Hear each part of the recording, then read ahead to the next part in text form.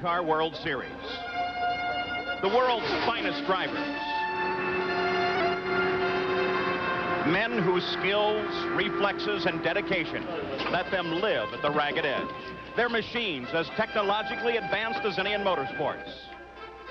Today, these men and their machines face the greatest test, 500 miles. The distance takes its toll on both car and driver. Lap after lap at full throttle, pushing the envelope. One slip in concentration can mean the end of a race, or worse. This race is longer, the margin of error smaller. In the only other 500-mile contest of the season, the Indianapolis 500, the attrition was high. Kevin Kogan, Roberto Guerrero, A.J. Foyt, Bobby Rahal, Emerson Fittipaldi. But Rick Mears and Michael Andretti persevered, both men straddling the line between success and bitter failure. Mears prevailed and conquered the torturous distance. Today, the battle shifts to Michigan International Speedway, a wide-open, high-banked oval with a nasty reputation. It's unforgiving as it is fast. It is here that many drivers have found what lies beyond the edge. Disaster lurks in every turn, but these brave men have battled here before and know if all is well, the track can be tamed, because Michigan is wide with room to pass. The combination of man, machine, open track, and high speeds make this a most unique race, the Michigan 500.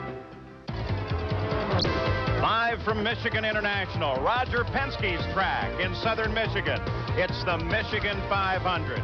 And we're very close to the moment as we're ready to start engines. And to give the command is Ellen Merlo of Philip Morris USA. Gentlemen, start your engines!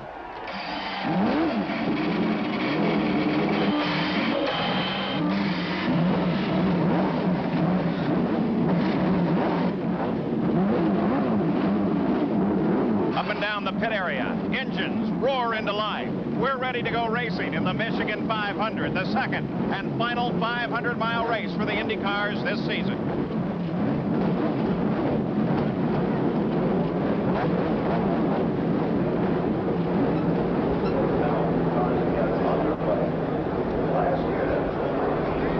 It's a beautiful, crisp day in the Irish Hills of Michigan, about 70 miles west of Detroit. We're ready for the 11th running of the Michigan 500.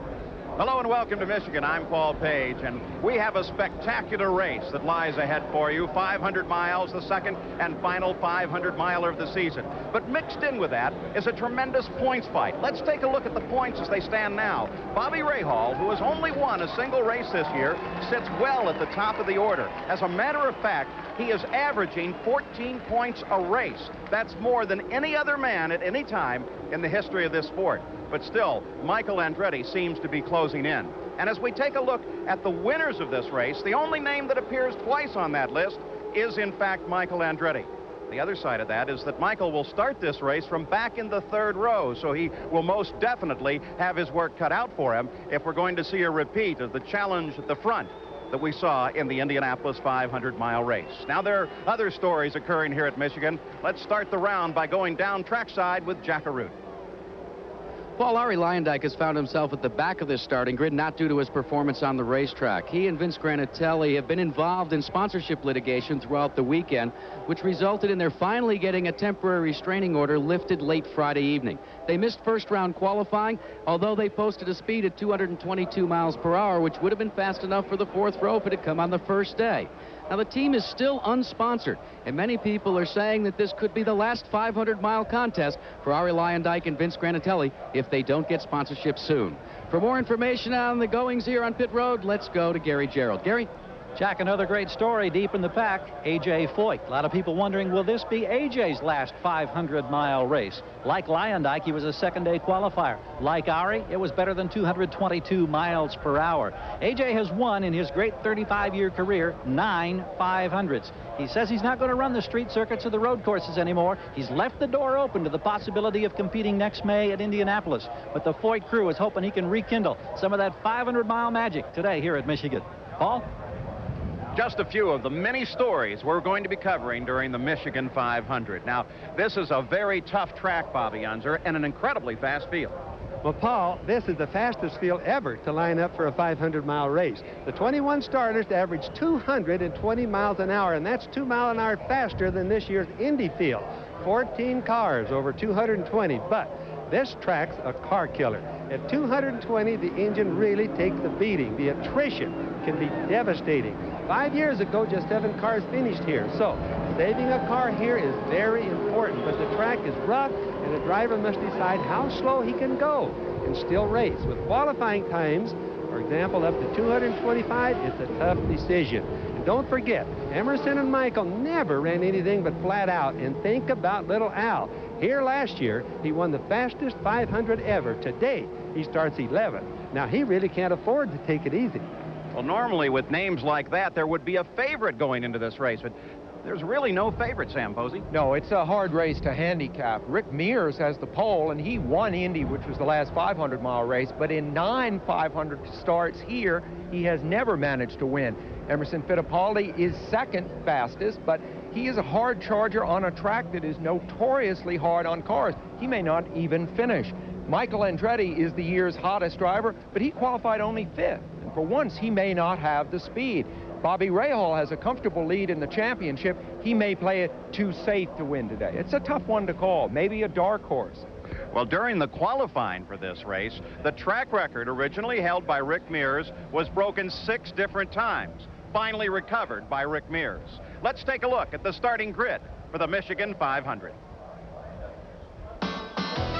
On the pole is Rick Mears, the new record holder here in Michigan, his 16th pole for a 500-mile race. Alongside his teammate Emerson Fittipaldi. His first career IndyCar win came in this event in 1985. The second row, Mario Andretti, the 1984 Michigan 500 champion. And Bobby Rahal, the current PPG points leader, is looking for his first Michigan 500 win.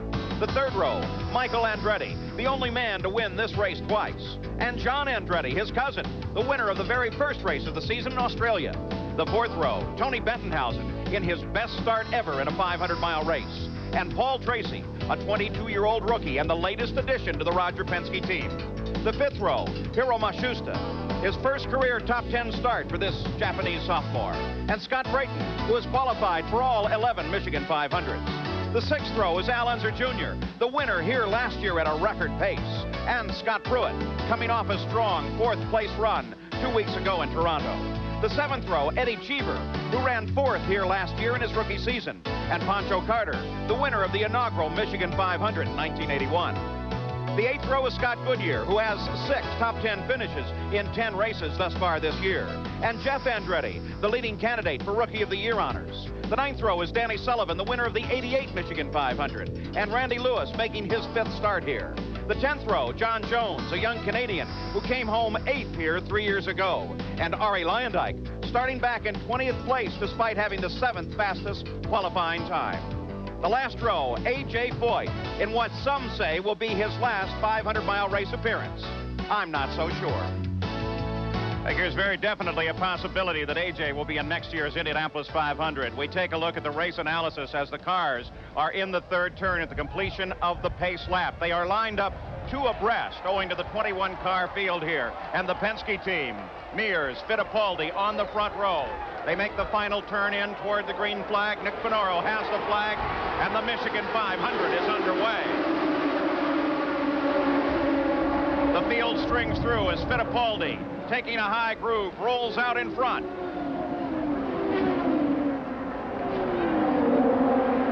It's Fittipaldi pulling out on the backstretch, a strong lead now.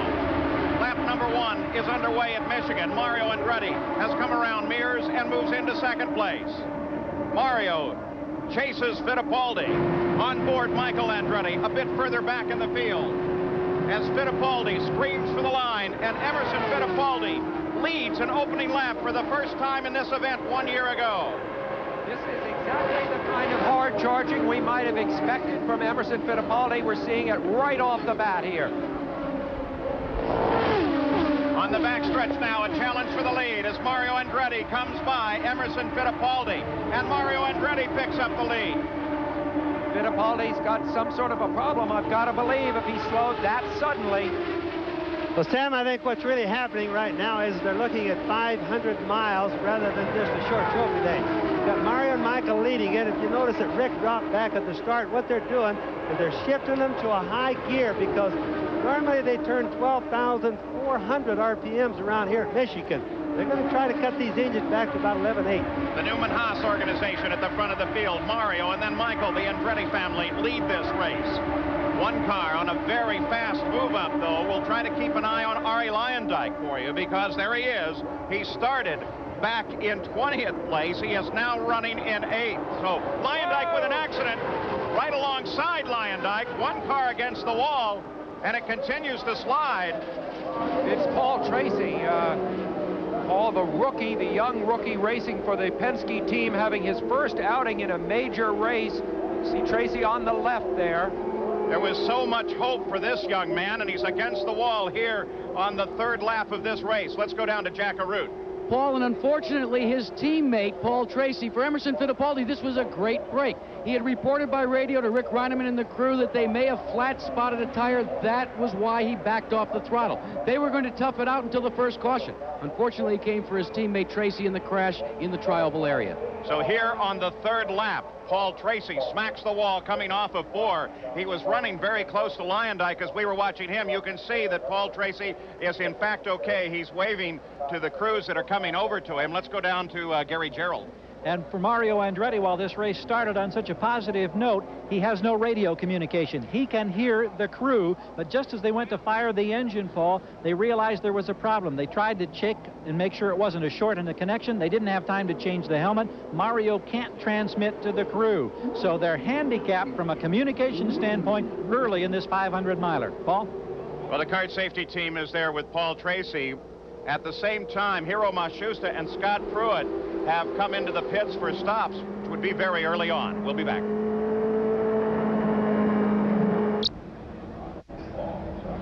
We're back at Michigan International Speedway, and the kart safety team continues to work at the car of Paul Tracy. Paul's car popped the wall, and look at that. Paul is climbing out of the car now. They've been very careful to cut away some things around his feet. Here's the situation. We were watching Arie Luyendyk, Bobby Unser, and let's just take a look at this. Luyendyk running along, and Tracy got up against the wall ahead of Luyendyk. Yes, he did. And of course, that part we couldn't see, but Luyendyk was really getting out of the way because you can see all the debris. When these cars hit the wall, they just explode with pieces, and that's what they're supposed to be. Now, there's Tracy going right down the wall. Obviously, he has no brakes because there's 2 wheels on the right side missing. And the tub, you can see the car still shucking pieces. That's one of the biggest things that drivers worry about, Paul, is running over those pieces that the cars get rid of. Especially in a race with attrition like this. Now, here's a different angle. That's Mario Andretti going through the frame there. And as we look back, Paul's already caught the wall. And look at the debris. That's exactly what you were talking about, Bobby. Yeah, there's the front and the rear tire. Now, the drivers have a hard time missing all this debris because they're sitting so low in the cars, they really can't see it that far ahead. But right there, they all missed it, and I think they did a super good job with it. All right, well, part of that may have actually created a series of pit stops, but there's one fellow, Scott Pruitt, who is now coming in for a second time. Let's go to Gary Gerould. And Paul, the reason he is coming in, they came in earlier. He now is in the pits. They changed the nose cone. You can see debris where the honeycomb and the carbon fiber on the front left wing caught some of the debris from the crash, damaged it. They changed the nose cone. Now they have in the pits, they're adjusting the wings under the luxury of the yellow. But the big concern is that a piece of the debris also took off his left side mirror. So he has no mirror on the left side of the car. A couple of problems for Pruitt and his crew to address now under the yellow flag. We mentioned that Hiro Matsushita was in as well, and that has turned into a rather lengthy pit stop. So they continue to work to clean up this track. Some of the crashes we see might make us shudder. The cars are actually protecting their passenger. Jack Arute takes a look at the safety of these high-tech machines. When Ray Haroon captured the first IndyCar race, the cars represented the automotive era at the time. The Marmon Wasp, like its contemporaries, was a relatively new invention.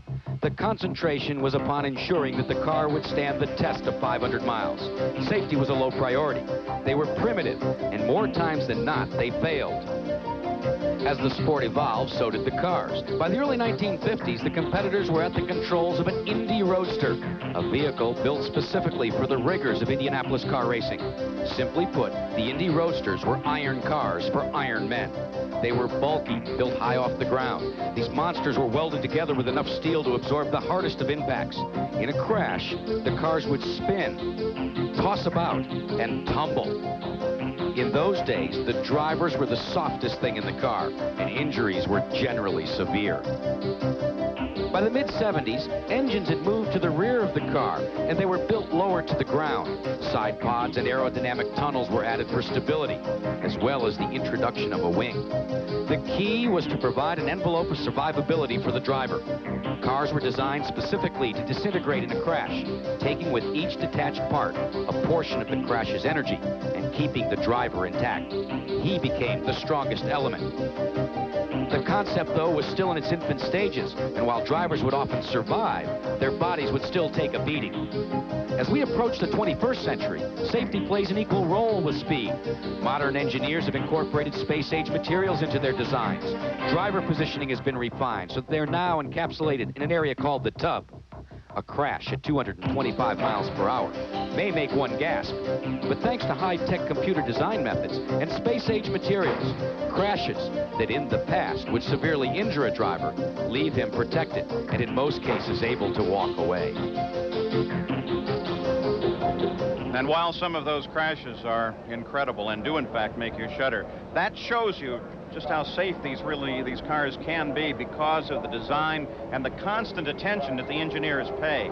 There's Paul Tracy. He's on the stretcher. There at his feet is world-renowned orthopedic surgeon Dr. Terry Trammell, who's helping with the extrication. 2 days ago, during the early practice sessions, Paul Tracy was for a while the fastest car on the track. Bear in mind, he's a 22-year-old rookie at this kind of thing, tapped by Roger Penske for stardom. This is Roger Penske's own racetrack. So in a very few hours, Paul Tracy has gone from the top of the world to this. Of course, Sam, we really don't know. We've got to tell everybody that it was Paul Tracy's fault. It could have been something in the car broken, or a tire could have been cut by debris or something like that. So we're all just hoping that Tracy gets along really good. Oh, I'm not implying that. I just think what a crushing disappointment for him in view of the potential of the day. I mentioned Hiro Mashusta's in the pits. He's still in. Let's go down to Gary Gerould. And Paul, here's part of the problem. You can see the nose damaged off of Hiro Mashusta's car. The debris then went back through the side pod. It got into the radiator. The crew is going to loosen the underbelly of the car, replacing pieces. They have full intentions of a major repair job trying to get Hiro back out so that he can compete and perhaps complete his first ever 500-mile race. The Simon crew is really hard at work here, Paul. Let's go further up pit line. I think Jack Arute is standing by with an update. Yeah, Gary, let's update everybody on the Emerson Fittipaldi situation. Rick Reineman and the team have conversed with Fittipaldi, and Fittipaldi has made the call not to come in and change the potentially flat-spotted tire. Now, where did the flat spotting come from? Not during green flag activity. During the second of 3 pace laps, Fittipaldi was at the head of the grid, came near the start-finish line, and actually locked the brakes up. And they feel that he may have flat-spotted the right front tire. But he feels like rather than give up track position at this point, he can tough it out until their normally scheduled pit stop. Paul? Scott Pruitt is back in the pits. Scott Goodyear went in and out of the pits while we still run under yellow here. And the Al Unser Jr. crew has been out and in a profile ready to receive their car at just any time. There you see Scott Pruitt's car. That's the True Sports entry. Gary Gerould, Hiro Mashusta, and Dick Simon actually got some pretty good news yesterday, didn't they? Yeah, Paul, indeed they did. The Chevrolet has indicated that the second Chevrolet power plant will be available to Simon Racing for Hiro Mashusta next season. Also, Scott Goodyear will have Chevrolet with the Tizak Shearson Racing team, and also Vince Granatelli will have Chevrolet in a carryover from the program this year. And Chevrolet has indicated there may be more additions to that program that they may announce as soon as September. Dick Simon has just run up here for a moment. Dick. Leader of the race under yellow is Mario Andretti. We'll be back. Now, in the lower right-hand corner of the screen, that dark spot, keep your eye on that. As we watch, there is Hiro. Boy, he just takes it head on. And I mean, remember A.J. Foyt at the Indianapolis 500, depending on what it is, that can totally destroy a race car. Oh, you know, one time, Paul, I hit a dove, a bird, of which certainly you wouldn't want to do, but it took an entire steel brake line off the race car. So something that big and that heavy could just totally demolish a race car, and it looks like it didn't help Heroes very much there. For those of you who have followed the Michigan 500 through the years, if an early lap crash seems sort of like deja vu, remember back in 1981 there was a crash, another one in 82, one in 85, in 86, and 89, all in the first 4 or 5 laps. So this track has a history of producing this kind of action early in the race, and this year was no different. Is already coming off of 4, taking a look at the green flag, and we're back racing at Michigan once again as Michael comes up to challenge his dad. So it's a family fight at the front of the field in the Michigan 500, and Mario seems to be fighting the car to keep it down low. In fact, it was a little too low. Michael takes over. Mario drops back to second place, then Fittipaldi, then Rick. Now, Paul, it would be natural for the guys, all of them, after all these flat tires they've had or chipped tires, all of them to be a little bit cautious. Everybody except Michael on the start. Well, this directly refutes my thought at the top of the race that Michael might not have the speed. He's got the speed. Back yellow again. This time it is John Andretti. So barely a lap and a half. And we're back yellow. He slowed suddenly on the backstretch. And of course, on this track, it's just not worth the risk when you got a slow-moving car. There's no sign of smoke, Paul, so it's hard to tell what's wrong with his car. We'll check it out a little bit more, but the yellow flag flies for the second time in just 14 laps at the Michigan 500. As John Andretti is going to make it under power back to the pits, but now Michael Andretti has the lead. John suddenly slowed down, and Jeff Andretti tagged him. Now you can see the team is working furiously at the front of that car, and Jack Arute is right there. Well, Paul, this is a direct result once again from the Paul Tracy crash. It seems that cousin John Andretti had cut a right front tire, was unaware of the fact that it was going down. When they went back to green flag action, it came apart. He slowed down. Jeff Andretti then collided with him, and there is extensive front end damage. All right, so they work on that car, and now we can get an update on the situation with regard to Paul Tracy. Here's Gary Gerould. Dr. Terry Trammell has come out after examining and helped extricate Paul Tracy. What can you tell us? He broke his left leg about 6 inches above the ankle. The left brake pedal got him. That's his only injury. We're going to take him to foot, go over all of his systems, be sure he's okay for transport, and then air back into Methodist in Indianapolis for surgery tonight. Thank you, Dr. Trammell. Paul? All right, Gary Gerould. And Foot, by the way, is Foot Hospital in Jackson, Michigan. Not far from here as the green flag comes out again, and Michael Andretti leads this field around, beginning lap number 18 in the Michigan 500. The Andretti's placed first and second in this race exactly 2 years ago, so we've seen this configuration before. Average speed of the race at this point, now we've had a lot of yellow, yes, 82.1 miles an hour, 107 miles an hour slower than at this point last year. And as Al Unser Jr. restarts this race, he's in 18th place. He'd come up to 11th in the first lap of running. Now, let's see what happens here. Here comes Mario, charging. Wow, both of them together. Great Penske race. and Mario and Michael and Emo all fighting together. Well, it's just early in the race, too. And the speeds aren't up what they will be. Right now, Paul and Sam, all of these guys are being a little bit careful. Even though they're running fast, they're not fighting as hard as they will a little bit later when they're sure that the track is okay and that their cars are all right. At the front of the field, it's still the Andrettis. But now, Penske team comes up to challenge. As Rick comes around the second place car, moves into second, and sets his sight on the leader. Mears, of course, started from the pole, dropped back as far as 5th very early in the game, and is now moving back up. Michael tries to come in and find running room behind Rick, now alongside. Can't hold that position on board Michael Andretti. Let's just watch and listen.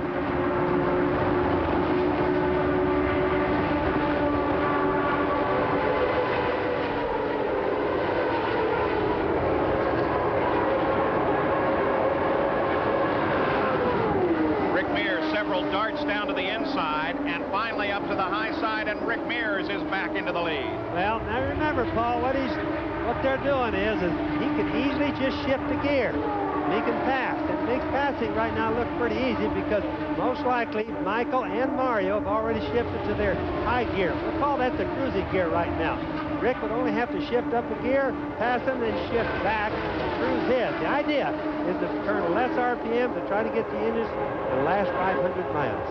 There are two big bumps in the track, one between turns 1 and 2 and the other end of the track just after turn 3. We're going to see turn 3 as the leaders approach it. That's the turn they're coming to. And about halfway through that, the cars bottom quite savagely right in about here, and you can see that the drivers have to really fight the wheel. Look at that vibration on Michael's wheel. Now, Sam, let me just mention right now that as we were on the onboard camera, every time you see a stripe going by or anytime you see a black spot on the racetrack there, those are patches that have been cut out with diamond saws and filled with asphalt. They've all sunken down in because of the heavy winters back here, 1/16 to 1/8 of an inch. So sometimes when we hear them out here, we hear them go clickety-click. That's the tires going across these spots. Michael darts inside his father for just a moment, but can't hold on to the position. Rick Mears now with a clear run in front of him. Runs the fastest line that he can find, and the pole sitter, Rick Mears, is back in front as we got a car into the wall, and it looks like Emerson Fittipaldi. Up in turn 4, the yellow comes out again. We talked about attrition at the start. This is exactly what we're talking about. And the real surprise is that you are seeing names like Emerson Fittipaldi go onto the attrition list. Well, Paul, we have to think that there's not this many cars breaking. We have to think that they're running over debris on the track. Now, we have a lot of observers around here and real capable people looking at it. But you have to remember, it's a long ways around. We've had too many cars with flat tires. And most likely, that's what's happened to Emerson. Well, we mentioned debris and mentioned it as a problem as we watched the crew at Emerson Fittipaldi. Gary Gerald has been watching that situation as well, Gary. Well, here's another victim. Tony Bentonhausen had to come in just ahead of the yellow. He ran over some debris. He got a puncture on the left rear, and so it cost him some time. But of course, now time, if you can survive, that seems to be the key because we've got such a long way to go. And at the attrition rate we've seen early, you wonder who's going to be running at the end of 500 miles. And with 24 laps complete and yet another yellow coming out, Rick Mears, the leader of the race, makes a stop. But at the same time, Ray Hall and both Mario and Michael Andretti stop. And coming out of the pits, it's a drag race down to the end. Ray Hall really lights it up and slides in between the two Andrettis. We are seeing a most extraordinary automobile race. Emerson Fittipaldi was 5th in the championship going into this race. Obviously, he will not be able to score any points here. Only 21 cars started this race. Many people concerned about the small field, and that small field has gotten smaller right away. Update on the Fittipaldi situation, Jack Arute. Let's check with Rick Reineman, the crew chief. Rick, what did Emo say on the radio? He came over the radio. He said that he thought something broke in the front of the car, and he's all right. He's just gotten out of the car, but how about the concerns right now about the track condition and the beating that these cars are taking mechanically? Does this surprise you so early on in the going? Well, it does. The track is rough. The driver's been saying all week it's like a washboard, and it takes a constant pounding, and we were trying to conserve until the end, and unfortunately, like I said, Emo reported that something broke.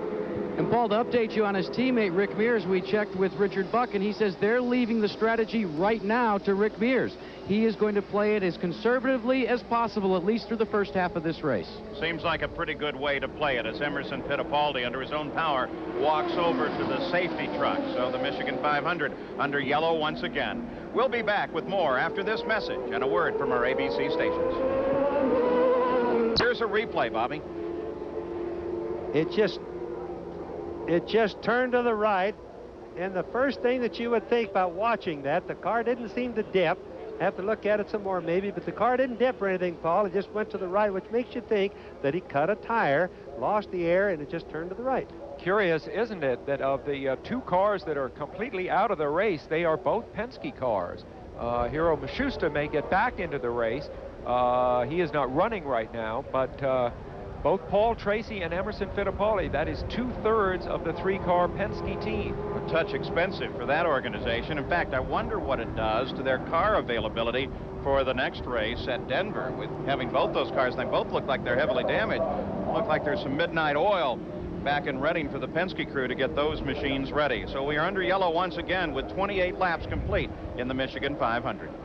We've talked with Tim Bumps, his chief mechanic. They're trying to assemble information. There was no word on the radio of any problem from Paul Tracy, and there was no opportunity for Bumps to talk to Tracy before he left the grounds here for further medical treatment. So they're still in a quandary, and until they can assemble information, they don't know any more about what may have caused that initial incident. Paul? All right, so we'll continue researching. Thank you very much, Gary Gerould, as we try to find out exactly what the cause of Paul Tracy's situation was. And, you know, that's too bad. There's Emerson Fittipaldi as they try to get him back. You know, it's too bad. Here's Paul Tracy with a marvelous chance in a Penske car and a super speed. In 17th, Jeff Andretti is 18th. As the green flag comes out, boy, look how wide they go. Look at that. Look at that. Now the only question is, can we make it all the way around? 2, 3 abreast. Now they're starting to race, Paul. They're starting to think that the track is a little bit cleaner. They had the sweeper out there. The guys are going for it now. Scott Brayton and Rick Mears are the only drivers to have competed in all 11 Michigan 500s. At the front of the field, it is still Scott Brayton. So even under power, Scott can hang on to it, and he knows he's in front of the hometown crowd here. He and his father, who's a racing driver as well, hail from Coldwater, not that far from here, just a few miles over from this racetrack. Now we take a look out the back of Scott Brayton's car as he looks back to Al Unser Jr. Now, as we watch all of this racing now, Paul, let's try to remember, fuel problem has gone away. So strategies will change. There will be no fuel problem. The yellow flag laps, they get about twice the mileage they do when it's green. So it'll be a long time before we have fuel figured out. Battle for 7th place, Rick Mears, Arie Luyendyk, as they close up on Bobby Rahal, the 6th place car. Luyendyk comes down the inside line, gets Mears. Can he get Rahal? As back at the front of the field, Al Unser Jr. comes down to the inside of Scott Brayton. These guys have just been waiting to race, and now they've got the chance. Al Unser Jr. has the lead. In 3rd place, that's Mario Andretti. Michael is just behind him. And now Mario is getting ready to overhaul Scott Brayton. Well, they better to run out in front. Little Al just probably shifted the gear like we talked about earlier. I'll keep telling people about that as we go along. But bust out in the lead. It's better to run the clean air. They definitely don't want any traffic right now if they can help it. There is Mears and Rahal as they fight. Down the line, a battle for 7th place, and they run it side by side. Look at Rahal as he takes her way up high and comes around Mears. Now Mears coming back, a little boost of power off the corner, but not quite enough. Luyendyk still threading his way through traffic as well. Mears set up just behind the Crico car of Bobby Rahal. And Mears is going to try the lower approach, but finally has to move a little bit up on the high bank. If Rahal would like to take it easy because of his commanding lead in the championship situation, he's not being given much choice. And just in front of that is a challenge as Eddie Cheever is trying to hold off a charging Arie Luyendyk in an ongoing battle for 5th place. And there it is. That's the battle for 5th. Luyendyk tries it. Cheever says no. By the way, Cheever yesterday, Sam Posey, loaned his car out. It was a most interesting situation. Yes, he did. In fact, Paul, I got to tell you, Bill Elliott drove it, and he went 210 miles an hour the first time he ever drove an Indy car before, and that's with only about 6 or 7 laps total. Bill Elliott down here for the International Race of Champions. I think that's probably the only car he could fit in. Arie Luyendyk around Cheever, and does so decidedly as Luyendyk now moves in to 5th place. Scott Brayton is back in 4th. The front of the field is Unser Jr., Mario, then Michael Andretti. Rick Mears on the charge now as he continues to work on Bobby Rahal in a fight for 7th place. Now remember, they don't have a fuel problem, Paul, so they can run a little bit harder right now than normal. In other words, they could be running a lower gear. Whenever they want to pass somebody, incidentally, they don't even have to use a clutch. They just pop that gear shift because the gears are relatively close. Probably no more than 400 RPM difference. A moment ago, you got sight of Arie Luyendyk as he cycled down. Now everybody coming past Frank Arciero's car. That's John Jones, the driver. Only Buick-powered car in this race. Interesting that they try to run a Buick here. It's really at a disadvantage. Well, it has to be that what they're trying to do is to satisfy the sponsors, because the Buick has to run the same inch of the manifold pressure as the Chevys do, the Cosworths, or whatever else. they're down probably 100 to maybe 150 horsepower over the other cars here, Paul. Mario and Michael Andretti working on one another, so it's not the same situation as it was in the Indianapolis 500. They're flicking them off at 217 miles an hour, and the Newman Haas team, they are side by side. Boy, look at Michael. Dad's saying, hey, kid, wait a minute.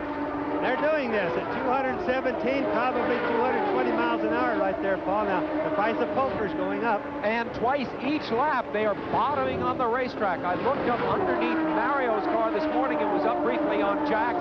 The underside of the front of the car, there's sort of a steel skid plate there. I'm not sure if it's steel, and it's all scraped away. They hit that hard. This fight is for second place as they both come past the Alfa-powered machine of Danny Sullivan, still trying to find sufficient power. In fact, Pat Patrick, the owner of that team, is now faced with a lot of decision-making about what he will do to get Danny Sullivan truly competitive next season. Al Unser Jr., well, he's got the lead of the race. Back at Michigan International Speedway, the Michigan 500, where now we're running at speed, though we've had plenty of problems with yellow flag in the early parts of this race. And Al Unser Jr., who started 11th, has moved up and taken the lead of this race and done so decidedly. Though throughout the track, we have some very good battles going on. You get a glimpse right here. This is Scott Brayton and Rick Mears in a fight for 5th place. Brayton and Mears, and Brayton led just a few laps ago, so it gives you an idea of how rapidly the complexion of this race is changing once they're at speed. The average speed is only 112 miles an hour, but that's owing to extensive yellow in the first 30 laps. Well, Paul, just to give you an idea, they're up to 217, 218 miles an hour every lap now. Now, I would figure this early in the race, that's a little bit faster speed than I would have thought. They're capable with this setup in there of running 220 to 223. But this is pretty fast, 217 this early. All right, here is Eddie Cheever and Bobby Rahal. It is a fight for 7th place over on the backside. While we watch this, the leader is still Al Unser Jr. Let's get an update on his situation. There's Jack Arute. Well, Paul, Al Jr. didn't qualify very well. In fact, he was back in the middle of the field. And during that first stop when they came to change the tire, remember, that was part of the debris. It cut the tire down. They made a front wing adjustment, but now it's pushing very badly. He says he can live with it, and he's going to stay out there till the next scheduled stop. If there's a caution, though, he'll come in immediately to adjust the push. Let's go to Gary Gerould. Scott Brayton has come in on green after leading the competition. Mark Bridges tells us they'll make a wing adjustment. They're fueling, of course. Expect 6 or 7 stops today, getting everything in. They did not change tires. He's away. A good quick stop in about 13 seconds, Paul. So there's some of the strategy, Bobby Unser. As Scott Brayton, they held off the stop. It forced him to make it under green. It could be costly. That was a bad strategy. I just can't believe that Dick Simon would do that. They take gambles. They're long-range gambles like that. There was no reason for him to have stayed out before, Paul, at least in our opinion. He came in now. He's going to lose a lot. So you think that's one of those instances where they just wanted to lead this race in front of a hometown crowd? Well, Sam, I think that you're right. I just don't think they should have done it. Okay. This fight continues now as Bobby Rahal is trying to overhaul Eddie Cheever in the continuing battle for 6th place. You ride with Bobby Rahal. Both these cars, of course, are Lolas, as are 16 of the 21 cars, and Rahal draws abreast of Cheever and blows by him easily. You know, interestingly, just a few days ago, British Prime Minister John Major opened the new Lola factory facility, and it's interesting. I mean, he recognized what a balance of payment has resulted in a positive way for England as a result of $30 million worth of Lola sales to the U.S. in the last year. And John Andretti just closed in on the back of Cheever, which is now a fight for 6th place with Cheever now, or for 7th place with Cheever. Now that Rahal is passed. But we do have a report that John Andretti is not getting all the downforce that he may want to get, and they have a problem that they will have to correct a little later on. But for the moment there, I think Cheever, somewhat stunned by the pass, John Andretti was able to close right up back at the front of the field. Al Unser Jr. now with Michael Andretti very much in the hunt, as Michael closing in on the inside. On the backstretch, Michael looking for racing room. There's plenty of it at Michigan International. And here comes Michael. And Michael Andretti takes the lead in turn 3. They race for 4. 250 laps of scheduled distance, 52 complete. Paul, as small as the Indy cars are, when they get that close, they get a draft that's really something. It's like getting about another 20 or 30 horsepower. As you can see, Michael just went right on by quite easily right there. Well, Michael Andretti, he's twice won here in the Michigan 500. He is in the lead now. Very first time he won, Sam Posey, he was exhausted at the end of the run. Since that time, he's done what he can to get himself really in tip-top shape. Well, also see the pad there up next to his helmet. That gives him something to brace his head on. We had an onboard camera on that first victory, which was back in 1987. We could see his head slopping back. The last 50 miles or so must have been agony for him. He won't go through that again.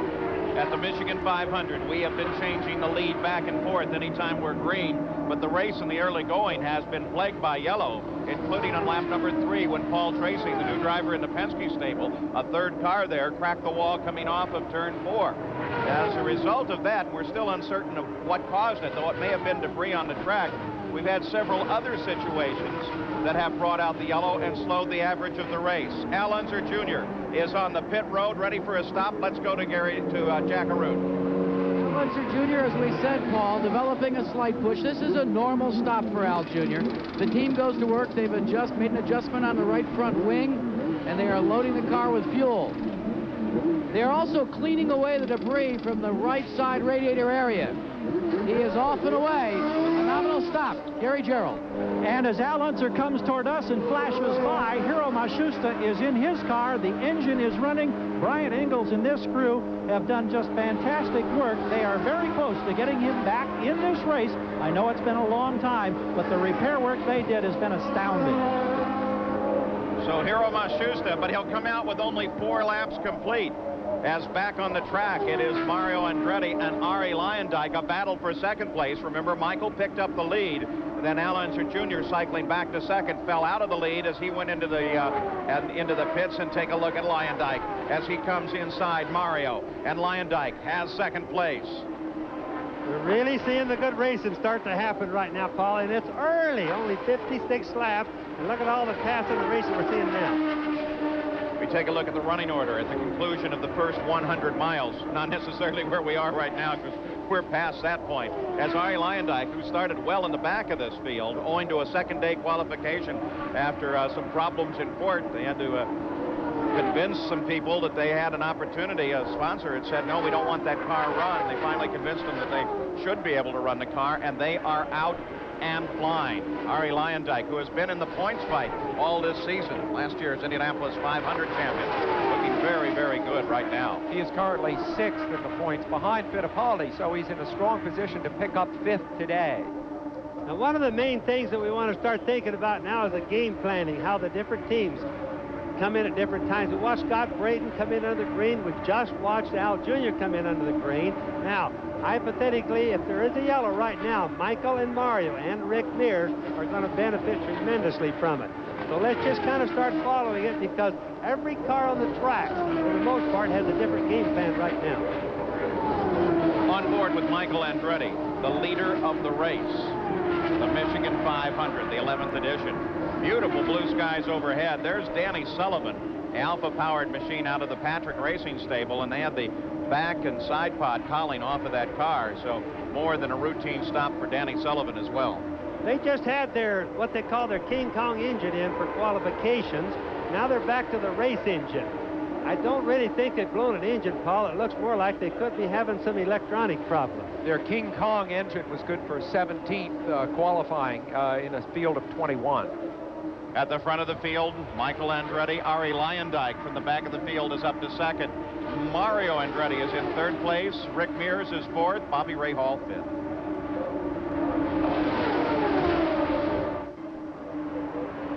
Back at the Michigan 500, Rick Mears is in as most of the leaders. Jack Arute. Well, it was a normal stop for Rick Mears. Made a minor chassis adjustment in the front wing area. No wicker bill changes.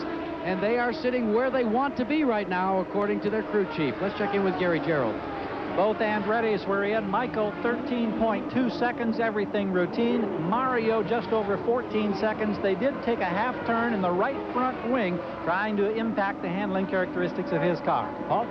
At the same time, the leader of the race, Bobby Rahal, assumed the lead of the race, and he is in the pits now for what appears to be routine service.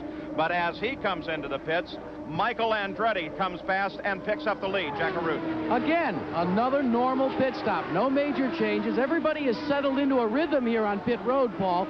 They know this is a long afternoon, and they were somewhat unsettled in the early going, but things are now back to what you call a 500-mile momentum, and they're all just waiting and clocking the laps down. Nobody really wants to make a move quite yet. Well, when you have a lot of yellows in the early going like that, it definitely upsets a lot of strategy, and it throws some confusion up and down pit road. Michael Andretti now has the lead. Al Unser Jr. came out of that series of stops in second place. As we're on board with Michael, let's watch the track. Have everybody watch and look at all these little lines across the track. You can see the different spots. Sometimes they run parallel with the track, sometimes they run across of it. Each one of these is a pretty hard place on the track. The tires go click-click, the shocks catch it. So does all the suspension, Paul.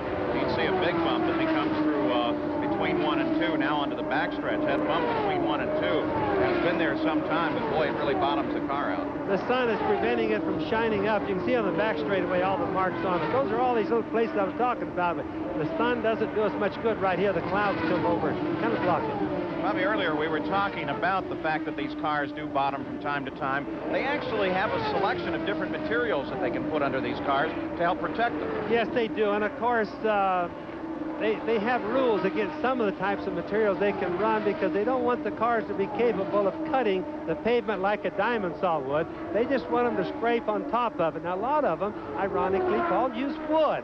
Wood is very slippery and very hard when it hits going that fast.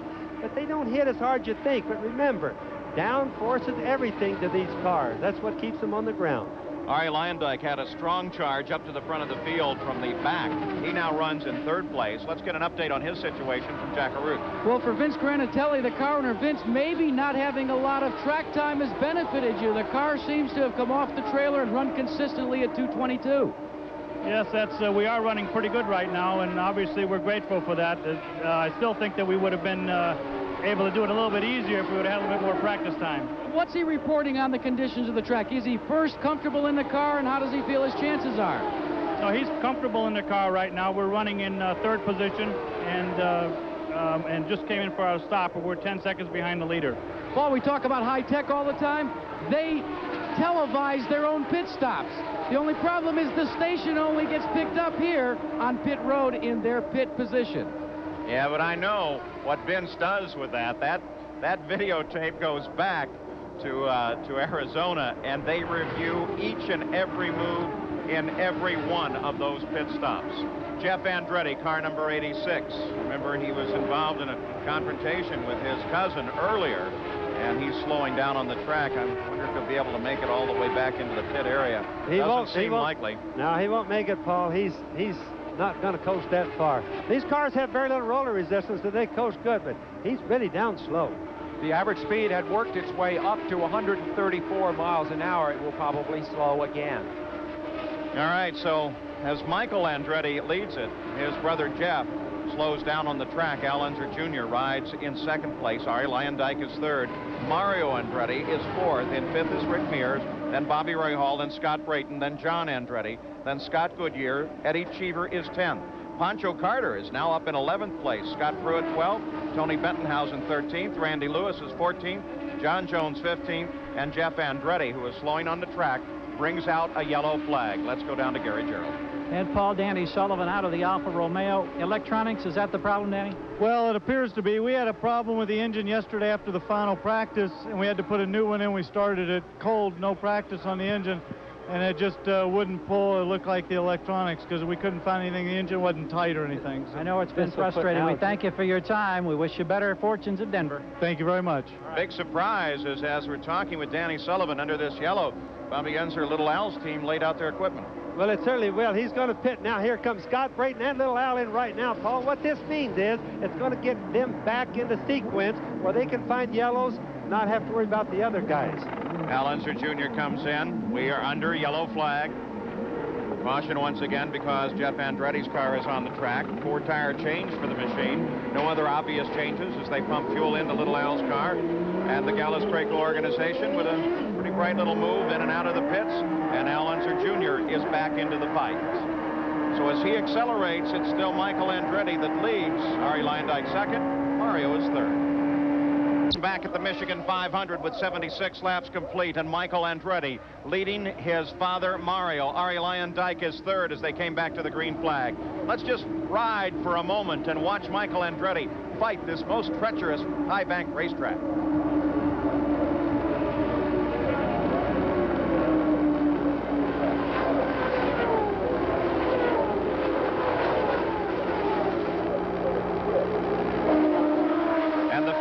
For second place, Mario Andretti, Rick Mears, Arie Luyendyk as they battle, coming off of turn 2, heading for the backstretch. Boy, Arie Luyendyk has been all over the place, but look at Rick Mears as he comes inside Mario Andretti. Wow! Rick Mears taking advantage of the slower car just ahead. Yes, it's not like Rick's. And there comes Luyendyk as he comes inside Mario. Yes, and I started to say it's not like Rick to really worry about running exceptionally fast at this particular point in the race, Paul, but it is his job not to ever let get back too far. So if necessary, he'll pop another gear. We know he's capable of speed. He just goes for it. Mario Andretti comes back and takes it away from Luyendyk as the fight continues. This is a battle for third place. Over on the backside, Luyendyk tries to line Andretti up. Not this time. Let's get an upgrade. Emerson Fittipaldi's situation. Here's Jack Arute. Well, Paul Emerson has changed out of his driving uniform and into his street clothes. Will make the trip back to Miami in a couple of minutes. He, at first, was feared that he might have had a separated shoulder or some serious injury, but you're just sore, Emerson. You're all right physically? Yes, thanks God. You know, it's just scary moment. You know, if something happened on the front of the car, I don't know if the tire, the suspension.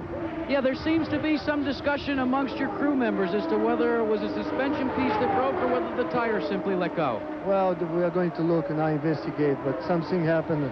I lost steering wheel, and the car went straight onto the wall, and I mean, it's a very strong car. I'm very lucky. A man who won his first race ever in IndyCar competition here at Michigan. It's going to be a long flight back to Miami this time. Let's check with Gary Gerould. And another great name out of the competition, Jack, is A.J. Foyt. Motor problems, A.J.? Well, we're not really for sure. You know, the car tied up real bad coming off of 2, and 3 or 4 laps before that, I was up on the guys, you know, get by them. It kind of popped and missed a little bit. We're not for sure it's something tying up in the motor or something electrical. We're not really sure. We just didn't want to take a chance of, you know, tying up the motor and having a crash out there. Is this going to be A.J. Foyt's last 500? Well, I wouldn't say it's going to be my last 500, but it's over with today. And like I said, it's a shame we fell out. The car was performing beautiful. Looked like my crew got their act together on the pit stops. You know, everything worked good. So I don't know what I'm going to do. We hope we see you again, A.J. Well, you never know.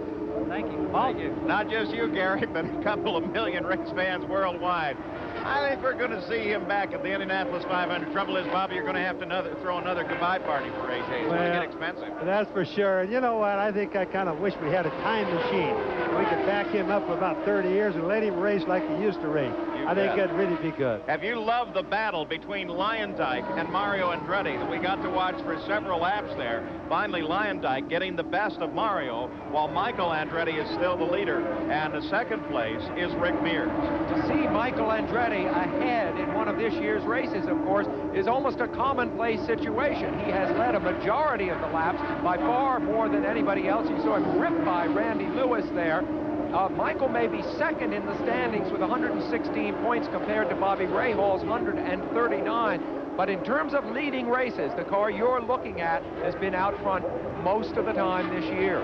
It's not just the Michigan 500 this afternoon. Coming up next on ABC Sports, the excitement continues with the test of skill in the International Race of Champions.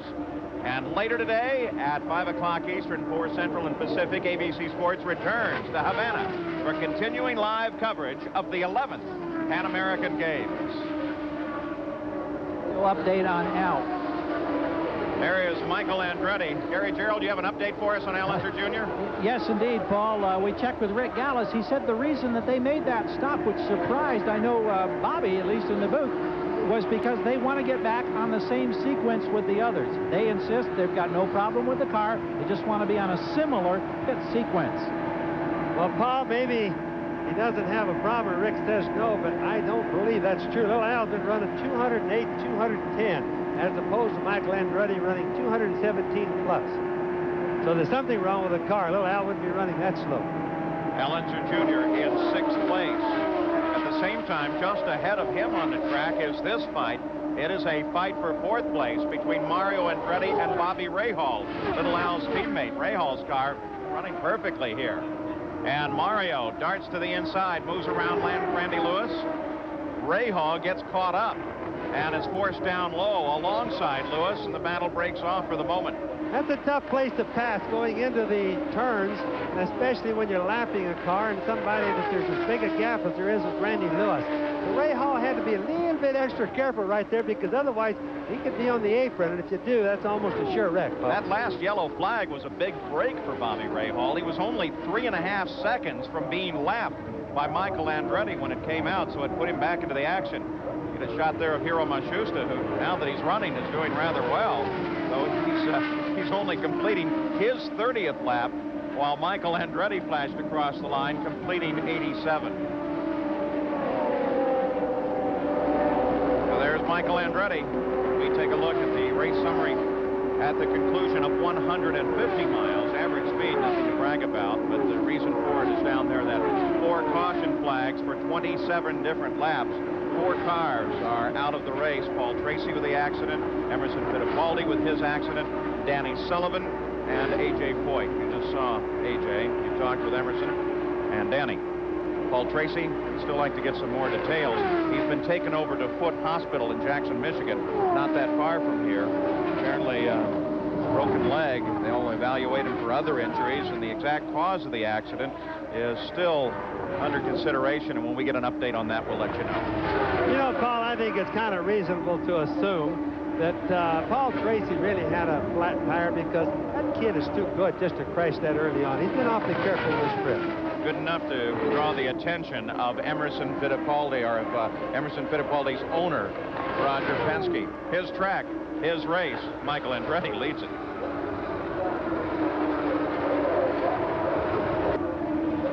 Michael Andretti leading the Michigan 500, turning laps above 220 miles an hour. Rick Mears is second, Arie Luyendyk third, Mario Andretti fourth, Bobby Rahal fifth. Al Unser Jr. is in 6th place, but he was just passed by the leader of the race and put 1 lap down, Bobby. He's down a good 10 to 12 miles an hour per lap, Paul. He definitely has a problem, and Rick Gallus may not know it yet, but they should be checking it. He just, in 5 laps, I watched him go from a quarter of a lap to completely being lapped. The separation, you just saw it first to second. This fight continues. It is between Mario Andretti and Bobby Rahal, and it's a battle for 4th place. We'll keep an eye on it. It's a very important battle for Rahal to succeed in, because although he went into this race in the championship lead, 23 points ahead of Michael Andretti, were the race to end the way it is right now, Michael would close up and be only 12 points behind Bobby Rahal. So Rahal cannot afford too low a finish. Paul, you mentioned at the very beginning he's been averaging, Bobby Rahal, we see making a pass here, has been averaging, whoa, no. Oh, I thought, yes. That's not a pass. He's been averaging 14 points a race, which is the exact equivalent of 3rd place. He's now 5th, as you can see. He needs to do better. Excuse me, Mr. Andretti, do you find if I drive alongside you? Absolutely not. Apparently not. Here we are on 42nd Street, and no. Fight continues then for 4th place between Rahal and Mario Andretti, as Mario just told Rahal, nah, it's not going to be quite that easy.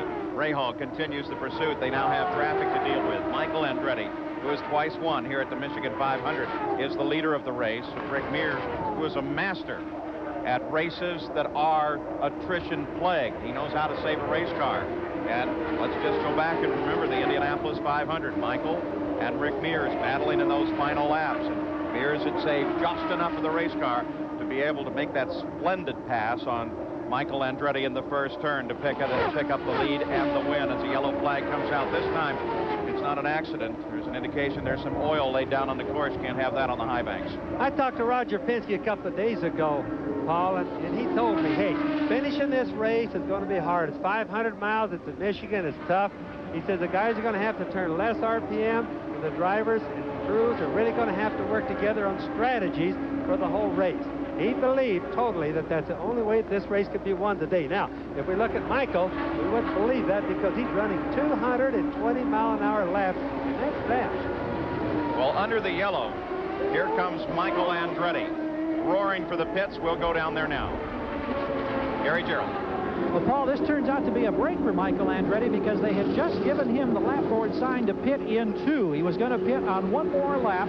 He comes in now under the luxury of the yellow. They make the routine tire change. No wing adjustments thus far. There will be none for Michael. He likes the balance. He's on his way. Just under 14 seconds, we go to Jack Arute. And Gary, likewise, no wing adjustments on Rick Mears. Mears lights the tires up just a bit, but it was a normal stop, changing all 4 tires and no chassis adjustments from the exterior. Scary moment for Rick Mears as he came out of the pits. There's a great shot of a pit stop of Mario Andretti. Here's Gary. Boy, we're watching a fascinating sight. Mario Andretti, remember, can't talk to his crew with his radio. It malfunctioned at the start of the race. He's been furiously gesturing as he completed his stop. He wanted a wing adjustment. They made one on the front left side. When they key his radio, they can tell, and so they'll ask him a question. He hits it once if he understands, and the answer is yes. If he doesn't understand, the answer is no. He keys it twice. He can't talk to his crew. The reason for this yellow, of course, is that they noted some fluid coming off of the number 7 car, Hiro Matsushita's car, that one that they spent such a lengthy time working on in the pits, and I don't think that team's going to give it up just yet. Let's go down to Jack Arute. Well, Al Unser Jr.'s team has come into the pits, and obviously there is a mechanical problem, an engine problem, because as he revs the engine, it is continuing to show fire and a little bit of a slight backfire. But he is off and away, and they really haven't done much other than add the fuel and change tires. Bobby Unser, what do you think? He had a little wing adjustment, and that's about all. The engine sounds awfully good, so we'll just have to see if he's able to pick up a little speed now. He knows he's been lapped. It's going to wake him up, and if it's possible, he'll just go faster. If he were to break down in this race, it would have a dramatic effect on the top of the championship standings, though. He's running in 3rd place, just ahead of Rick Mears. So if Rick has a big day today, he's going to move up ahead of Little Al into 3rd. Van Dyke had a scary moment. The car comes down onto pit road, and we are back racing once again as the pace picks up. 101 laps complete on board with Michael Andretti now, leader of the race. To give you some idea how much he has dominated the season, and I alluded to this earlier, he has led 570 laps so far this year, with Al Unser Jr., his closest pursuer, at 188 laps only, a ratio of about 3 to 1. As Rick Mears runs in 2nd place, Michael, look at him fight that wheel. He had to get by cousin John. John didn't want to get lapped there, but finally Michael was able to make it past John. John was the leader of the group as they came back toward the green flag. And now Rick Mears comes around John Andretti, and the battle is once again at the front of the field. A fight between Mears and Michael. Indianapolis all over again. These two men absolutely the best when it comes to these very high-speed courses, trusting each other, willing to pass each other, confident that they will not get moved on. There it is. We're looking at how close they're running. Well, that's an outside. Well, that wasn't a pass, but he was working the outside of Michael just like he did in Indianapolis. Of course, now right underneath him. Crowd on its feet. Michael Andretti, as Rick Mears gets around Michael. Michael's going to go right back after him. A battle at the front of the field. Michael, look at him fight that wheel. The G-forces are absolutely tremendous on this racetrack. They run on the backside now. The lateral forces just throw you over in the car every time you turn into the corner. Now Michael continues his pursuit of the new leader, Rick Mears. You just can't imagine how much wind buffeting that there is, Paul, at 220 miles an hour when they're that close. And they're really the only 2 cars. The buffeting is tremendous. The crowd on their feet as they watch this tremendous fight for the lead in the Michigan 500. Michael tries to get down inside Rick. Rick runs a nice clear line through the corner. Whoa! clear, but high, very close to the wall on the exit. And Michael seizes the opportunity to get by. A hard place to pass coming off a turn like that, because usually the turbulent air thrown up by the car ahead of you makes it tough to close in. But when Rick ran that high, that was an opportunity for Michael. And 0.6 of a second covers first to third. From time to time, we get a glimpse of third place, none other than Mario Andretti. As Rick moves high again, boy, that car is working very well about any place Rick wants to pace it. It does, but he had to back off, Paul, as Sam was calling it. Cost him a little bit there, Bobby. He had to back off coming off the turn because it's either that or hit the wall. And the drafting on these cars is very similar to stock cars, just not as strong. So when Michael was to the left and back of Rick, he was steering Rick's front end just a little bit. Rick had to back off coming off the turn, lost his momentum. Michael was right on as Rick comes down low, and boy, here comes Mario as he comes inside Rick. What was that maneuver? That one I can't explain yet. I'll have to watch it a little bit further. That is Rick Mears throwing it in reverse for some reason. Rick Mears dived low, gave way to Mario Andretti as they came off the fourth turn. But now Rick is back at full chat. Boy, they're right in front of the main grandstand here, just loaded with people. You wonder what was going on there as Rick Mears now back in third place, and Newman Haas Racing is back at the front of the field once again. There has been talk about changing the name of the sanctioning body from CART to something else like maybe Formula Indy or IndyCar World Championship. When you see racing like this, they ought to call it the Great Racing Series, because sometimes it is really good stuff. Not a bad idea as they come to the backstretch once again. The Andretti family, for the moment, have decided to wisely break off this little battle. Rick Mears is back in third place. Now, situation developed during the practice here. Jan Vikas, driving for Derek Walker, got into the wall very hard. Apparently a failure on that car. And they took him over to the hospital, finally brought him back to the track. Right now, Jan Vikas is with Jack Arute. Paul, we can tell you what Jan Vikas is injured. They've set his hand, and they call it the fifth metacarpal bone, which is right here, right, Jan? But he had a problem with Derek Walker's car, and you got a chance to look at the car, you and Derek, and what was it that failed? It was the front push rod, Jack. That holds up the front suspension. I was going about 225 down the back straightaway, and I turned into turn 3. The suspension just folded up, and I just slammed straight into the wall, and I was lucky to be standing here talking to you now. Well, he's a part-time broadcaster, so he knows what it's like to work pit road. Sometimes he does my job, Paul Page. Yeah, and I'm afraid we're going to have to build some sort of little device to hold a microphone if he's going to continue to do it, though, Jack, inside that cast on his right hand. We watch the battle now between Bobby Rahal and Arie Luyendyk. It is a fight for fourth place. Paul, while we were listening to Jan Vikas, I watched these two guys going at it like you can never believe. I mean, Rahal passed, Luyendyk came right back, passed 3 times in 1 lap. Matter of fact, in the race now, as we're approaching the halfway point, first through fifth are separated by 1.1 seconds. Jack Arute, you have an update on Rahal. Yes, Paul, you may begin to see a new Bobby Rahal in this part of the race. He is radioed to his crew. They've been watching even more carefully than most of the teams, monitoring the early fuel consumption. They have since radioed to Bobby, look, fuel is going to be no problem, run wide open from here on in. Who can forget the conclusion of last year's Michigan 500 when Bobby Rahal dueled it out with little Al Unser for the last, quarter of the race, wheel to wheel, side by side. Rahal was denied that victory, but he knows how to race hard at this track. Continuing to watch the fight for fourth place as you look back from fourth place Rahal to fifth place Arie Luyendyk. By the way, every one of those bumps and jiggles is transmitted to the drivers, and you ever wonder why they look tired at the end of the race. And two, I just want to mention, Sam and Paul, that wide open means, hey, they're going to be a little bit higher gear. Even though they have enough fuel, it's very questionable whether an engine will sit there and turn 12,400 RPM for a full 500 miles, and I don't think most of them will. Average speed of the race is just at 147.4 miles an hour. Not very fast considering last year's track record, but the fastest 500 in history was 189.7 miles an hour. Still, this may help.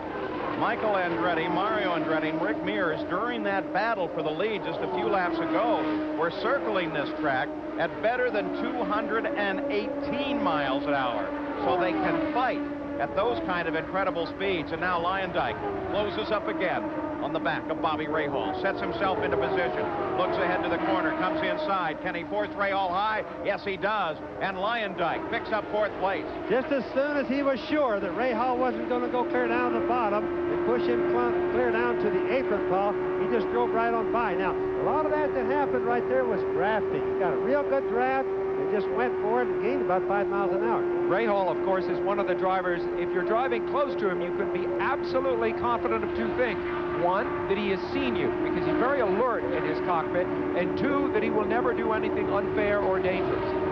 We ride with Bobby Rahal as he's managed to overhaul Arie Luyendyk. His next sight is Rick Mears, who lies in 3rd place, just ahead. 115 laps complete.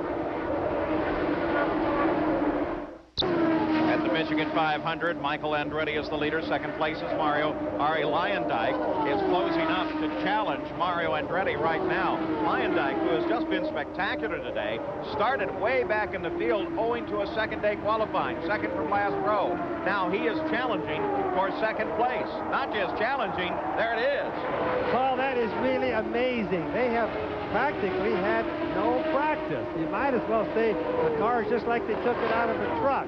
He's just doing a super good job, and of course the engineer on that car is Mo Nunn, and he is one good engineer. Mario's not satisfied with Mo Nunn or Arie Luyendyk as he comes up to the high line.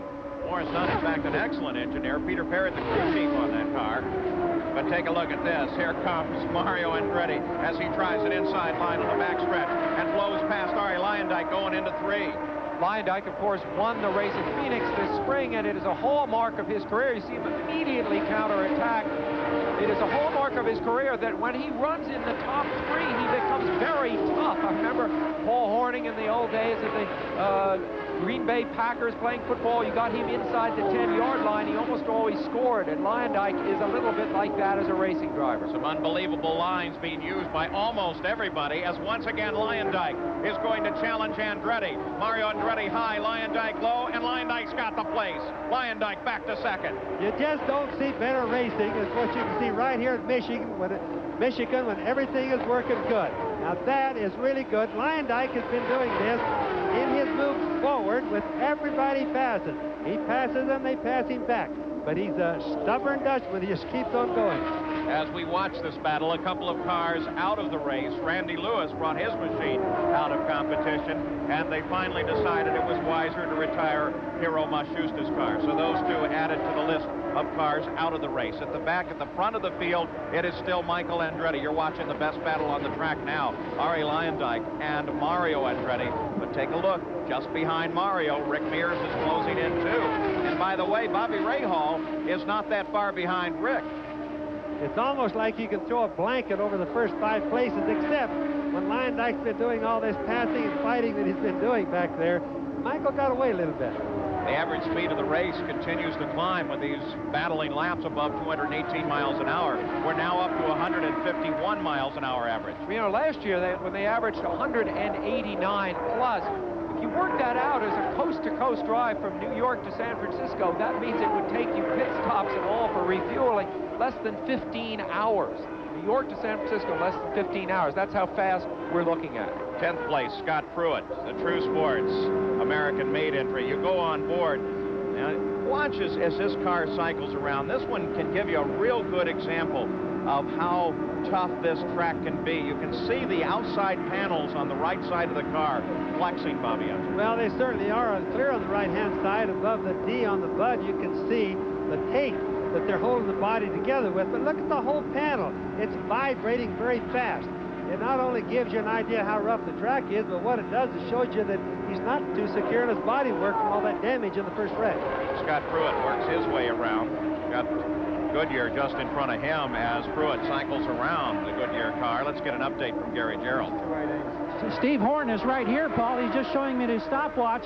That lap for Scott Pruitt at nearly 218 miles per hour. After the early incident, Steve, this car's really been running well. We're pretty happy with the handling. We had to make some stops to adjust it. It was a little loose to start with. because we had to change the nose, but we're real happy with it. Scott seems pretty comfortable right now. Thank you very much. Paul? Gave you a glimpse there of a tremendous battle as Mario and Rick continued their fight. Michael back at the front of the field. Luyendyk in second place. But boy, the top 5 are not giving up, and the only guy, here comes Mario and Rick once again on the backstretch. Unbelievable fight. Rahal closes in behind as all 3 of them right together there. The story about we didn't have a full 33-car field, but we had quality. Hey, I have to say right now, this is the quality racing that you usually see here at Michigan. Fight for the lead. Rick Mears, Mario Andretti down low as they work their way past. Boy, what a great fight. Mears and Michael continue to chase one another. Rahal now closes in. Rahal coming past. We're just past the halfway point in the race. You would think we had 10 laps to go. The fight continues as the average speed continues to climb. Tremendous battling back in the field as the yellow flag comes out. And the yellow flag comes out because Scott Goodyear, number 15, rolled to a stop on the edge of the race course. So Scott Goodyear comes to a stop. The yellow flag comes out once again. And that will set up a most interesting situation here at the Michigan 500. So plenty coming up later on ABC Sports coverage of the Pan Am Games from Cuba. Scott Brayton with a problem. They pulled the cowling off, a lot of smoke being displayed at the back of the engine. Something's definitely overheating, but it doesn't look like the team has given up on this yet. It may in fact just be a separation at one of the, it looks like a cooling hose separation, Bobby Unser. Well, it certainly does, Paul. In fact, that's, I'm sure, is what happened to it.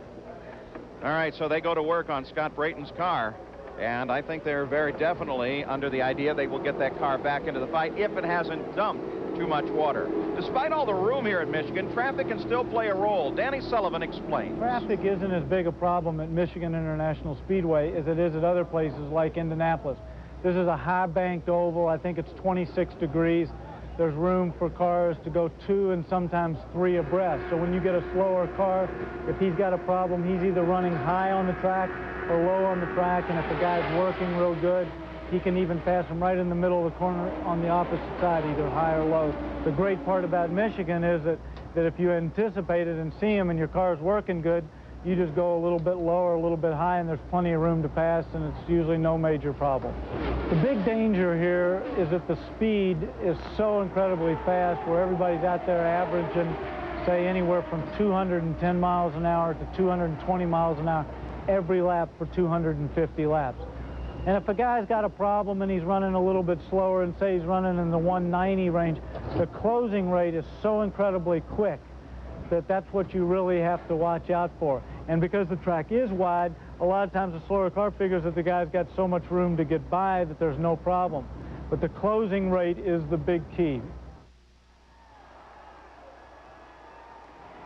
Ready to go green again, and as they do, just as they take the green flag, Arie Luyendyk forces his way past Mario and Michael and picks up the lead of the race, and already a fight's begun again under the green. Look at the 2 Andrettis as they look for racing room, trying to get alongside each other. There is Michael to the inside, Mario with the red rollover bar on the top of his car to the outside. As they drag race down into turn 3, they are both chasing, as you can see, Arie Luyendyk just ahead. He got to jump at him. He laid back a little bit, got to jump at him, Paul, and it's totally legal when you're going back for the restart of the race. As long as they throw the green flag, he's okay. It was close, though. The pace car was right at the pit entrance as they came back to green. Now Mario picks up second place. Michael content to leave him there. And Michael Andretti and Mario Andretti both chasing Arie Luyendyk. Luyendyk is hot today. You know, occasionally we find Luyendyk, who is normally known to be a road course driver, not an oval track driver. But remember, he won Indianapolis, he won Phoenix earlier this year, and today here at Michigan, he is very fast. Arie Luyendyk from a team that had to get a court order simply to be able to race here this weekend, and he's back leading once again. And had no practice to any degree to speak of. Off of the truck, out of the truck, on the racetrack, a few minor adjustments, and he's leading the race and did it by outrunning everybody. Behind Luyendyk, a 3-way battle, the 2 Andrettis and Rick Mears, as they all fight for second place. Michael tries to get down inside his dad again. the onboard camera view. He can't get it done. Rick Mears is closing in just behind Michael. And to anybody who's wondering about Michael and his dad, Mario. Rick makes a move on Michael. Rick makes the move to the inside of Michael, but can he hold it down that low? It looks like he can. Rick Mears moves into third place. He dials it down even lower. No idea what that earlier problem with Rick was, but right now, Rick Mears moves past Michael. Often the tires that they change during the pit stops make the difference. Michael slowed down just a little bit as opposed to before. But what I started to say between Michael and Mario, don't ever think that the father-son deal has anything to do with how they race. They raced each other just as hard as they do somebody else, though. As the yellow came out to clear Scott Goodyear's car off of the track, as Rick Mears drives Mario now, almost all, in fact, all of the leading teams came in and made their pit stops, so they're on new tires once again. Now Michael comes up high over Mario Andretti as Rick Mears picks up second place. All of this working to the advantage of Arie Luyendyk, who is able to motor away and right now has a 1.8-second lead over this fight for second place. But the fight for second place continues, and there goes Michael back into second. Now Mario comes to challenge Rick Mears on the inside. Mario pulls right up behind Mears, comes down a little bit low. Can he hold on to it?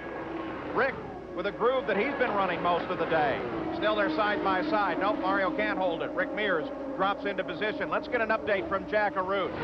Jack? Well,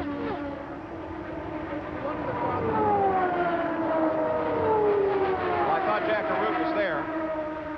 Yeah, Paul, one of the problems that you were alluding to early on was with Rick Mears. Well, he complained of a slight understeer on the car. And they fiddled with it, but they're continuing to chase the track, as they say, trying to make those adjustments, as Bobby Unser alluded to, only through tire selection, not through a change of wing or a change of the rear wicker bill. The other side of the coin, though, is Arie Luyendyk, your leader. He has a slight understeer, and they have elected to keep it in the car. They feel the car runs better that way. Well, it certainly runs a little bit safer. That's at push. The understeer is a little safer condition. Let's go back, if we can, and take a look as they came out of green at the spectacular move made by Arie Luyendyk. Now you can see him, the brightly colored car, pace car just barely off the track, and Luyendyk is already making a move to the inside and looking at Andretti. The car on the left there, though, the black car, was Jeff Andretti, and he actually came up and took the flag rather slowly and held up, you know, his brother and his dad. That's often the case, Paul, because Jeff Andretti's driving a Cosworth doesn't have the power, especially down low, that the Chevrolets have. Yeah, if he'd stood on it back in 3, he might not have been up to speed. Seems like a pretty close call with the officials, and it also looks like there's going to be some serious conversations at the Andretti dinner table. I think the pace car has been coming off awfully slow. It should be accelerating over in turn 3 and getting out of the way. The Lord only knows that Alonso is more than fast enough to start this race, but whoever drives that pace car is really slow at getting the race started. And Rick and Michael Andretti are back at it again. This time it's Michael.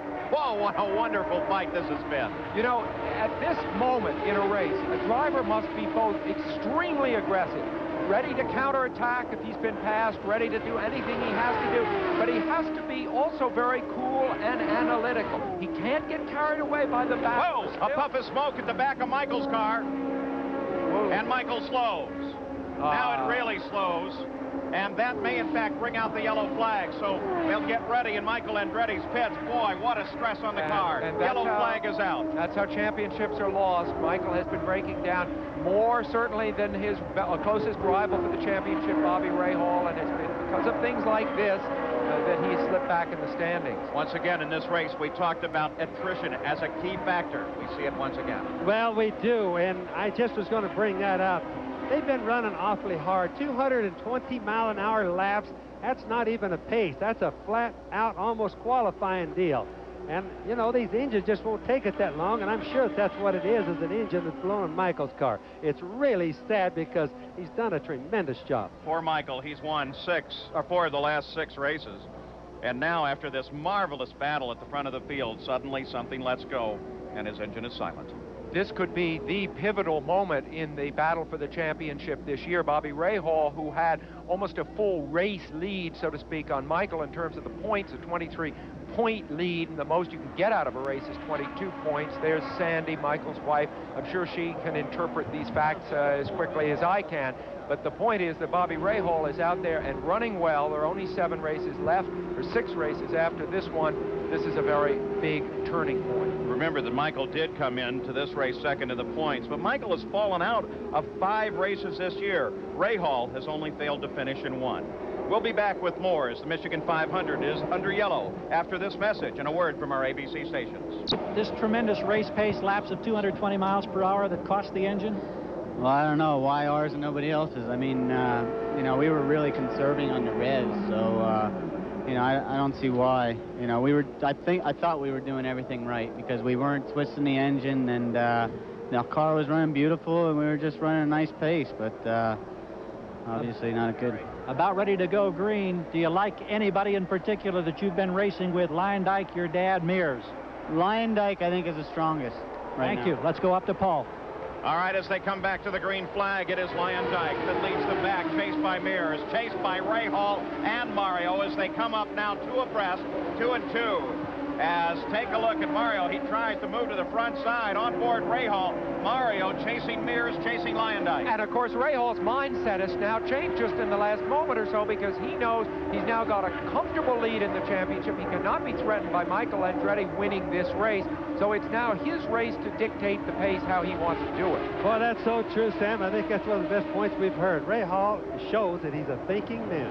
First through 4 stretch out. Arie Luyendyk has the lead. Michael Andretti can leave this track with 1 consolation. He led 84 laps, so there is still a possibility he can pick up the single bonus point for leading the most laps of the race. Not determined yet, but it is very definitely a possibility. John Andretti has been issued a stop-and-go penalty. That's one consolation for Michael, and the other is that Al Unser Jr., his closest pursuer in the championship, is currently running well off the pace and not apparently destined to score a great many points. You see him here. Al Unser Jr., you're right on board. He's 7th place. Yes, he's certainly been off the pace. I noticed the last time he came in on pit stop, Paul, that they made no chassis adjustment, put fuel in and sent him out. So that means he doesn't feel that his problem can be fixed, whatever it is. Al Unser Jr. trying to catch Eddie Cheever just ahead of him on the racetrack. There's the stop and go for John Andretti. Now, the crew very wisely, whenever you bring the car into the pits, it's going to be a long stop and go. They always refuel the car. Fight continues. There goes Al Unser Jr. past Eddie Cheever. Mentioned it just a moment ago. And boy, look at that. Whoa. One car moved down under the inside. I watched John Andretti a little while ago, and I think I know what his penalty was, Paul, when he was leaving the pit. Well, first of all, they changed the rear wing on the car. When he was leaving the pit, I think the pace car beat him to the cones, the place where they measure on who is first. The race car leaving the pits or the pace car. I believe the pace car won, and obviously the officials think so. They're penalizing. Eddie Cheever comes into the pits. Jack Arut's there. An unscheduled pit stop for Eddie Cheever. They make an exchange of all 4 tires, and as you say, as a precaution, loaded up with fuel, but now he will be out of sequence with the rest of the runners. As they've changed all 4 tires, he reported a vibration. But in close sequence with John Andretti, who is now back into the fight. Let's go down to the pits of Gary Gerould. And Paul, it was a case of when he left the pits, it was 4 wheels over the yellow line before they hit the blend mark over in turn number 2. That's what we're told from the crew, the reason for the stop and wait penalty, not stop and go as it turned out for John Andretti. Now that's been an issue here in the past, and the chief steward, Wally Dallenbach, as we watch Arie Luyendyk, doesn't put up with any violation of the way he lays down the rules, and at the drivers' meeting they discuss all of this stuff. The rule here is because it's a tight turn coming out of the pits, you can get the 2 right side wheels above the line. You get all 4, you're going to come back in, and John Andretti got above that. Apparently Eddie Cheever was having a problem with a flattening tire, and so that's why he had the vibration, and certainly why he had to come in. Yes, and you know, Wally Dallenbach, talking about him, Paul, if he says that something's going to be a certain way, that's the way it is, and he doesn't care whether it's Penske's cars or Luyendyk or whose it is. That's the way it's going to be. In fact, there's very little controversy of that kind in this series, precisely because Dallenbach is so respected, such an authority on everything, having raced himself, of course, for many, many years. All right, Arie Luyendyk, as we watch him circle this track, the 2-mile high banks of Michigan International. That gives us a chance to take a look back in the field. Some of the other cars running here and doing most successfully. Tony Bettenhausen is running 8th, his best career finish, 2nd here in the inaugural race. And Pancho Carter, you see him right there. There's Pancho chasing in, running 9th. He was the winner of the very first race. There's Tony Bettenhausen as he runs behind John Andretti. We were just watching Scott Brayton, the guy who we thought originally blew an engine. We guessed that he had broken a water hose or some sort of a water pipe. It's back in, Paul, and he didn't blow an engine. The Chevrolet didn't blow, and it was water. He got water, and he's back in now. You have to be careful, though. You have no idea when the water went how much overheating the engine experienced. The onboard computers, they know a great deal. Let's get an update from Gary Gerould as we watch Tony Bettenhausen chase John Andretti. And, Paul, we can address that situation for Brayton. Indeed, Bobby was right. They broke a clamp. They lost the water over a period of time. Then the oil pressure went down. That's when Brayton shut it down and came in. They put the water back in. They fired the engine. The oil pressure was there. He's now back in the race.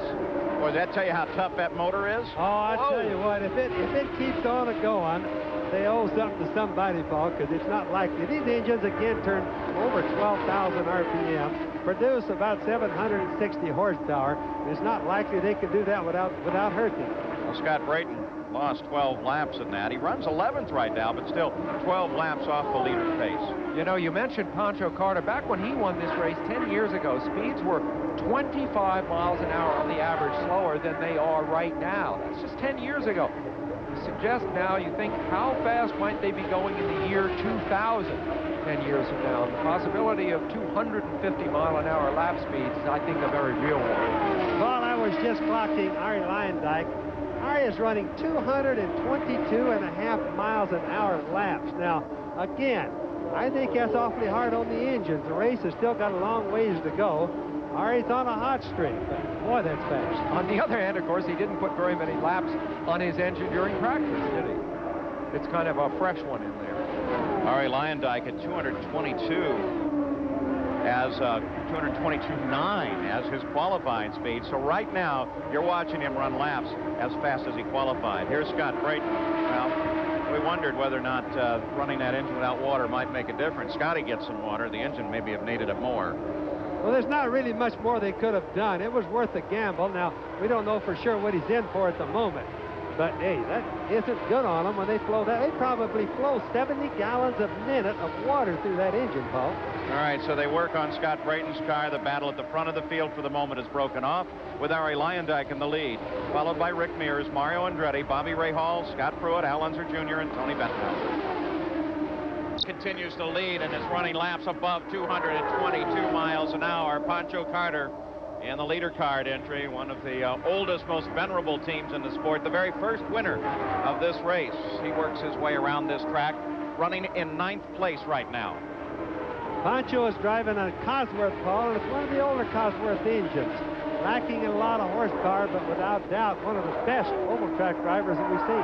Good news from Cosworth is that they have an engine they've been testing for over a year now, and we really expect that engine to make an appearance just any time. Not sure which car might have it, but it should be a whale of an engine. Let's go down to Gary Gerould. Well, Paul, just an update on Pancho Carter. Of course, won the inaugural 500 here at 1981. John Barnes and A.J. Watson very concerned because they lost their primary motor just before qualifying, and Pancho had been over 220 miles per hour here in practice. The motor they put in, John Barnes told me last night, he said, I don't think we can run more than maybe 5, 10, a dozen laps. I'm surprised, and I'm sure they're surprised that Pancho's still out here going round and round. Doing a pretty good job. The leader just came around Pancho, Arie Luyendyk. Pancho's really staying right there in the fight. Now the leader comes around John Jones as well, Buick powered. Those two cars, here comes Pancho as he comes up to challenge John Jones. Pancho, of course, one of the many drivers I started into a list a little bit earlier who suffered bad leg and foot injuries. You see the leader now, Arie Luyendyk, peeling off and starting down the pit lane. Arie Luyendyk brings the car in. We watch carefully. Look at the uniforms there. Incidentally, 10 per crewman. For 30 guys, that's a budget of $30,000 just for the uniform. Let's go to Jack Arute. Well, interesting to note, gentlemen, is it's a normal pit stop for Arie Luyendyk. They've elected to retain the slight push. But more importantly, they've been logging each and every lap. Since lap 151, they have radioed Arie Luyendyk that he should run, again, wide open. And on lap 160, he adjusted the boost just a bit too far, and the valve opened up for a split second. Well, at least he knows where the edge is now as he makes his pit stop at 168 laps of the 250 lap scheduled distance.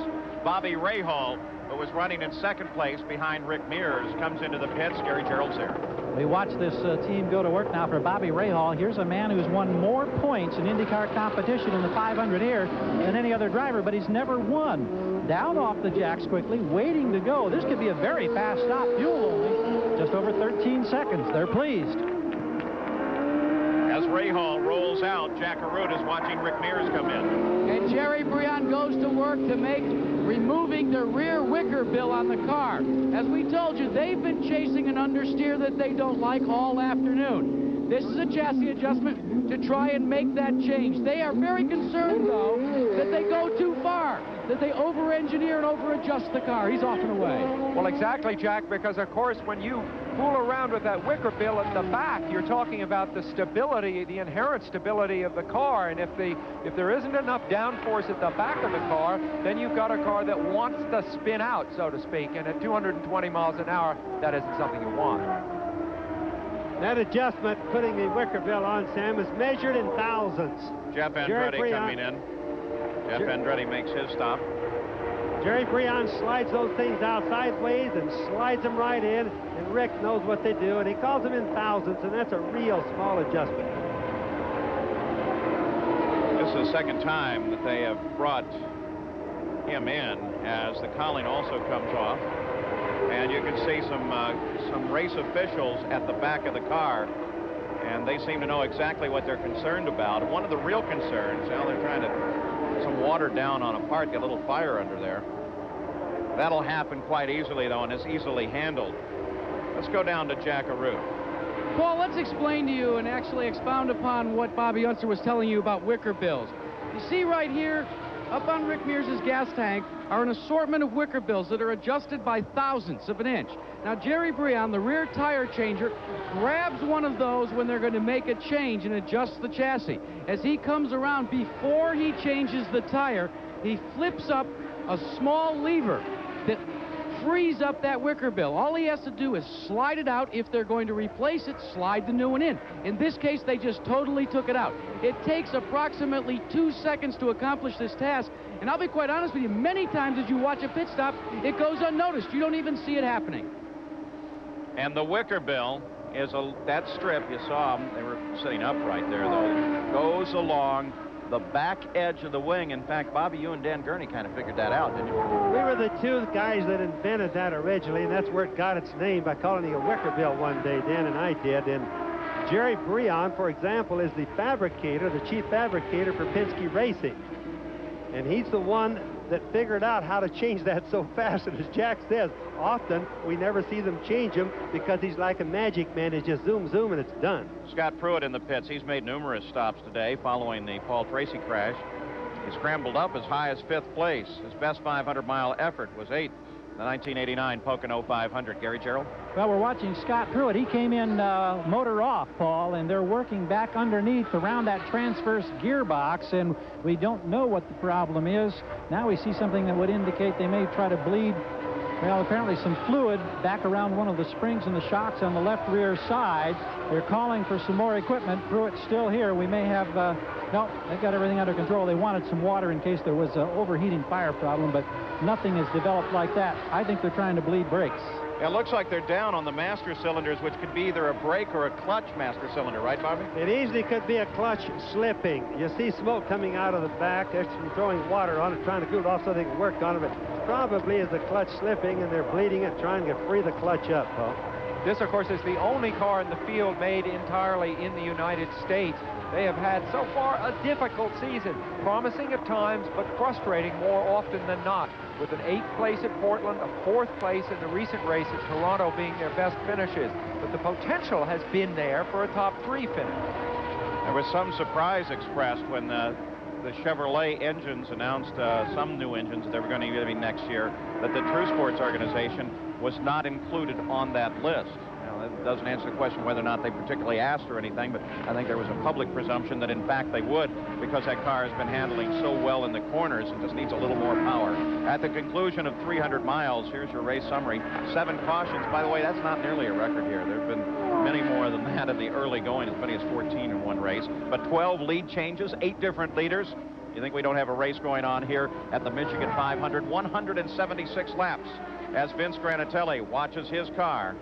And he really had to fight to get that car in his race. A court action. He sat in court most of Friday. The car not permitted to go out on the racetrack because an injunction had been filed to keep the car off the racetrack by a sponsor who said, we paid the money, and the name isn't on the car. Well, they got it all settled, at least for the time being. Vince Granatelli's car is out there with Arie Luyendyk at the wheel, and Arie Luyendyk is leading here at Michigan. We'll be back. Just let go. And it should bring the yellow flag out. You see just a trail of smoke, and there is the car. Bobby Rahal. Paul, that was sad. Look at him shake his head. He's really got to feel bad. You know, he's talking about the car championship, and boy, it looked like he had an edge going into the race today. Well, he's still got a strong lead in the PPG Cup. In fact, he will leave this race still with the lead of the points, but this is going to be very costly to Rahal. He was running in 3rd place behind Rick Mears, and just like the Michael Andretti engine, a very fast onset. The yellow flag comes out as a result of the engine letting go on Rahal's car. So Rahal may be able to make it all the way around to the pits. They are going to want to take a look at the racetrack and make sure that it hasn't been totally oiled down. Now, in and out of the pit stops last, really no changes at the top of the order, no changes in the order whatsoever. Arie Luyendyk had a very substantial lead and was running laps above 220 miles an hour, not quite at the 222 pace that he was running earlier. Let's go down the pits once again with Jack Arute. Well, Paul, the man that capitalized on that caution flag immediately was Rick Mears. He had already radioed to his crew that what he wanted was to make one more chassis adjustment, this time in the front wing. So now, what leads us to assume is that he was getting a little more comfortable, losing the wicker bill, and the understeer was starting to go away in the car, and now it was time for Rick to fine-tune it. Conversely, the understeer continues in your leader, Arie Luyendyk's car, and they are at the present time debating whether to come in, and they feel they won't come in during this caution period. Now, Bobby Rahal climbs out of the car. Second time that he's climbed out this year. The other time was at Indianapolis. They do very well. 500 milers are a bit of a problem. So Bobby Rahal is out. The yellow flag is also flying over the speedway. A caution period underway once again. This will be the 9th caution period of the day, and that's so that they can check the track and see what may in fact have gotten on the race surface itself. Now, don't forget the International Race of Champions coming up after. Bobby Rahal, a disappointed Steve Horn, who calls the shots for True Sports, and of course Scott Pruitt. You had a lot of pit stops today, and that ends up costing you. Well, we have to make a long. Join the field. You can see him there at the back of the order. And so Arie Luyendyk, now as we come back to green flag with Rick Mears as the race leader, will have to carve his way up through traffic. He pulls up just behind Rick Mears and Mario Andretti. So first, second, and third are battling for the lead, and already they begin to pull away. So while there was confusion there for the moment, now it seems to have settled down with Rick Mears running in the lead, then Mario, then Arie Luyendyk. But the question will be, we're watching for a possible black flag to come out. Down at the starter stand, they're beginning to try and process what may be a black flag, a flag to come in for a penalty to car 9. Arie Luyendyk, the 3rd place car at the moment. He passed a couple of cars before they weren't the real slow cars. They've been lapped a lot of times, Paul, and you would think that Wally Dallenbach would put out a stop-and-go penalty for that because he passed him before the green flag came out. So Arie Luyendyk, we'll be watching him. We'll also be watching the starter stand. That information has not yet been communicated from the starter's position over the start-finish line. Of course, they can also do it via the pits by two-way radio directly to the cars. So we'll keep an eye on that situation. Yes, Nick Finoro just gave Arie Luyendyk a furled black flag. And we can go back and take a look at the start, the restart, just a few laps ago. And watching for Arie Luyendyk, there's Mears as Mears maneuvers. Here's Arie Luyendyk. Well, the pass occurred, it certainly didn't occur there. It occurred really way back going into turn 3. I saw him come past one car, but I thought he was waved past there. He passed 2 cars right between 3 and 4 coming off of turn 4. Discussion going on in Leyendijk's pit with Billy Camphausen, one of the officials. Jack Arute. And it's not cannot be characterized as a heated discussion, but Vince Granatelli kept insisting, I don't want to bring my car onto pit road. There was no violation. Billy Camphausen has come over and conversed with Vince Granatelli, and now we're going to wait and see if Arie Luyendyk indeed will come in. He has not acknowledged the black flag. Now they are going to call him in, and what they're trying to do is clear the pit area in front of them. We have a car off to the side here that they're wiping up, and here comes Luyendyk down into pit road. Arie Luyendyk, who was battling with Michael Andretti, comes down. Jack is still there. It's a quick stop and go. He locks up the left front wheel, then puts it back into gear. And I mean, gentlemen, he lights the tires up. Pancho Carter's car was just in front of him. That was certainly part of the Granatelli concern. Videotape didn't show it, but the videotape didn't go back quite as far as the violation may in fact have occurred. Let's go back down to Jack. Paul, we're here, and Vince Granatelli is talking to Mo Nunn. Let's see if we can get a word with him. Vince, after Billy Camphausen came to you, you elected to bring the car onto pit road. They asked us for a stop-and-go penalty. They said that we passed the pace car on the outside. But we're the leader when we came in.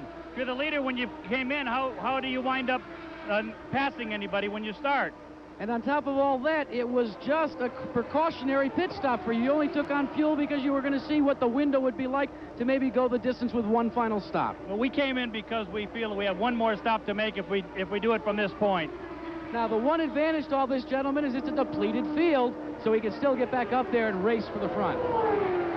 Plus, there are 58 laps left to go in the race. Well, the official position of CART is that car 4, John Andretti, was passed by Arie Luyendyk during the restart. So that's the reason that they say they brought Luyendyck's car in. But I suspect we're going to hear a little more about this. No, it did happen, Paul. I'm not trying to be the judge and jury, but it happened right up in the middle of turn 4, a little bit in between turn 3 and 4, and Arie actually passed 2 cars, but John Andretti was one of the faster cars, and that was blatant. Now, Arie just got a little bit too anxious right then. He could have easily slacked off a bit. Well, there's the word from our resident expert on passing while the yellow flag is still out, Bobby Unser.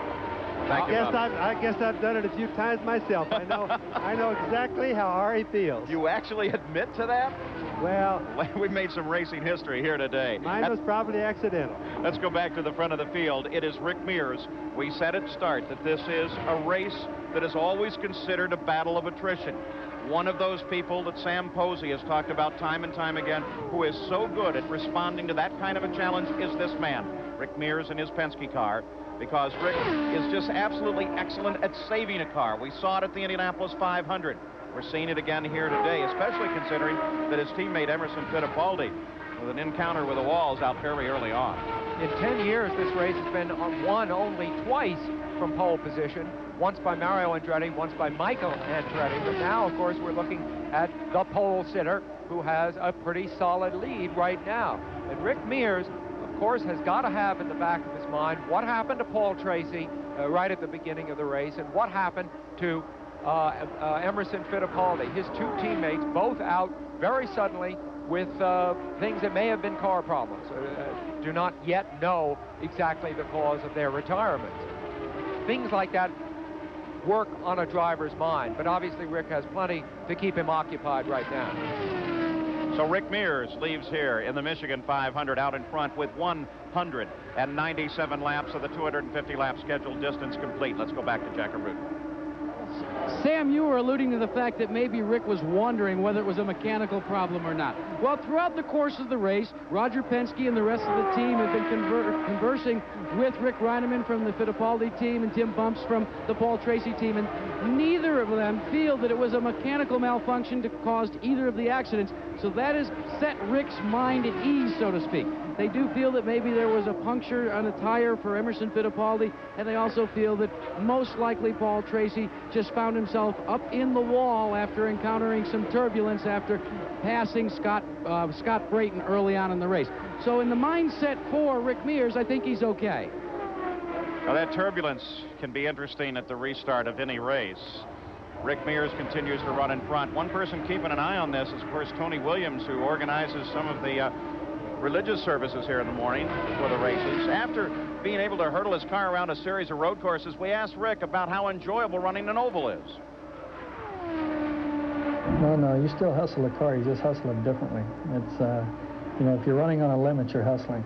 Whether it's a smooth limit, whether it's a stabbing limit, or whatever the case may be. To run hard around here, to run on a limit, you know, with the G-force that you have, with side loading, it's that old rock on the end of the string waiting for it to break, so to speak. And so you're definitely having to hustle the car. And it's a different type of enjoyment. It's more of a fine line edge type sustain that you stay on for a long period of time because of a long corner, rather than just a run-in, break, hit the limit for a little bit through a corner and back out. Here you stay on that limit for a long period of time. And Rick Mears just clocked his lap at 221.2 miles an hour. So with 15 different lead changes among 8 different leaders, it sees the pole sitter, Rick Mears, at the back of the front. And whatever they did to Rick's car, the last changes they made, front wing adjustment, to match up with the rear Wickerbill, they changed it, helped it. He's actually running faster than Arie Luyendyk right now. Arie is going to have a yellow in order to catch Rick, and then he's going to have to get up some more speed, Paul. So Rick Mears works the backstretch. Michigan 500. Always an interesting race. Attrition always a factor. One very tough racetrack. Right now, Roger Penske's car leads at Rogers Track.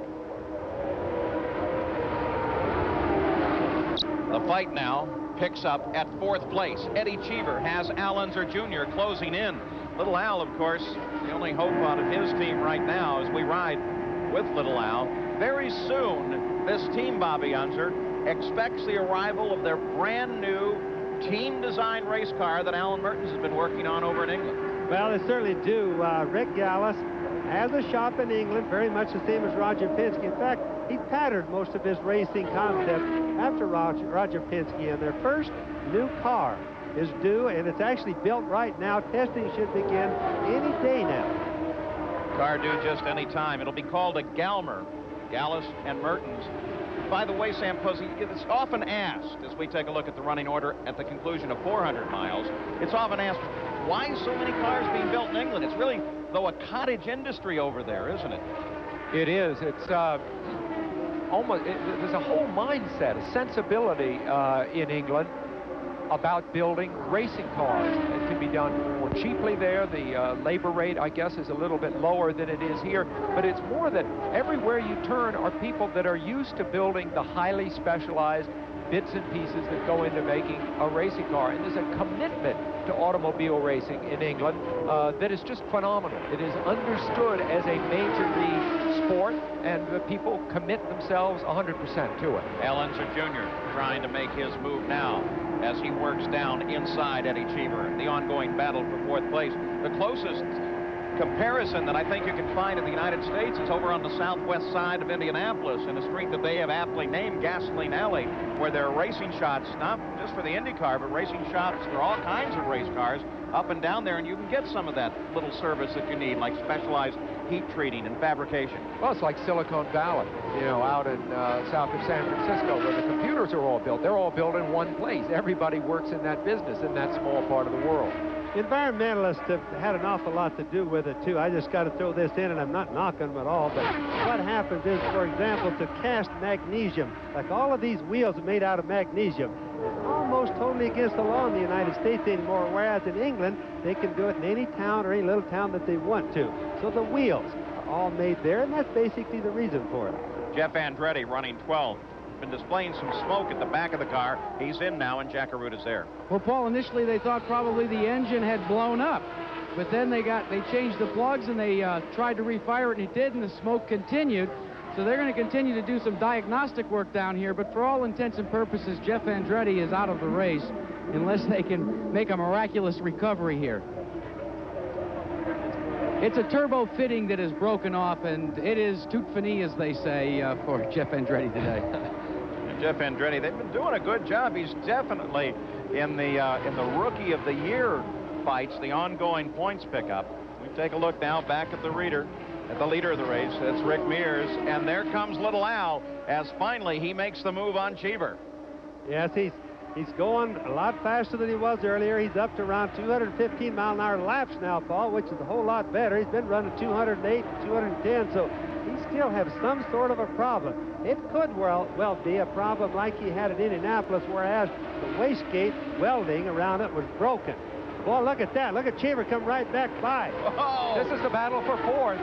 They split Scott Brayton in his fight for fourth place, and now they go wheel to wheel, and Cheever takes the advantage. You've got to know, to a guy like Scott Brayton, he doesn't see the cars coming up on it that fast. You've got to really get your attention when those guys go by on both sides. Boy, and the sound effects, stereo Chevrolet is going fast. This is one of Eddie Cheever's best ever performances on an oval. He's basically a road racer with many, many years of Grand Prix experience.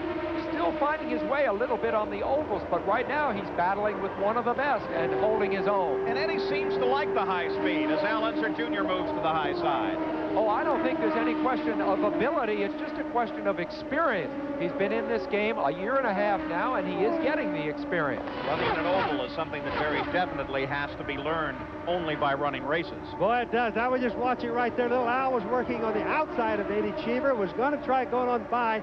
Eddie almost went up. They almost touched. Now, at 220 miles an hour, we know that would be a disastrous thing to happen. Average speed of the race, 163.5 miles an hour. As the battle continues, this is the only fight on the track for fourth place between Eddie Cheever and Al Unser Jr. It is Rick Mears that leads this race. Mario Andretti is in second place. Arie Luyendyk, with that penalty, a stop and wait, was pulled back into third position.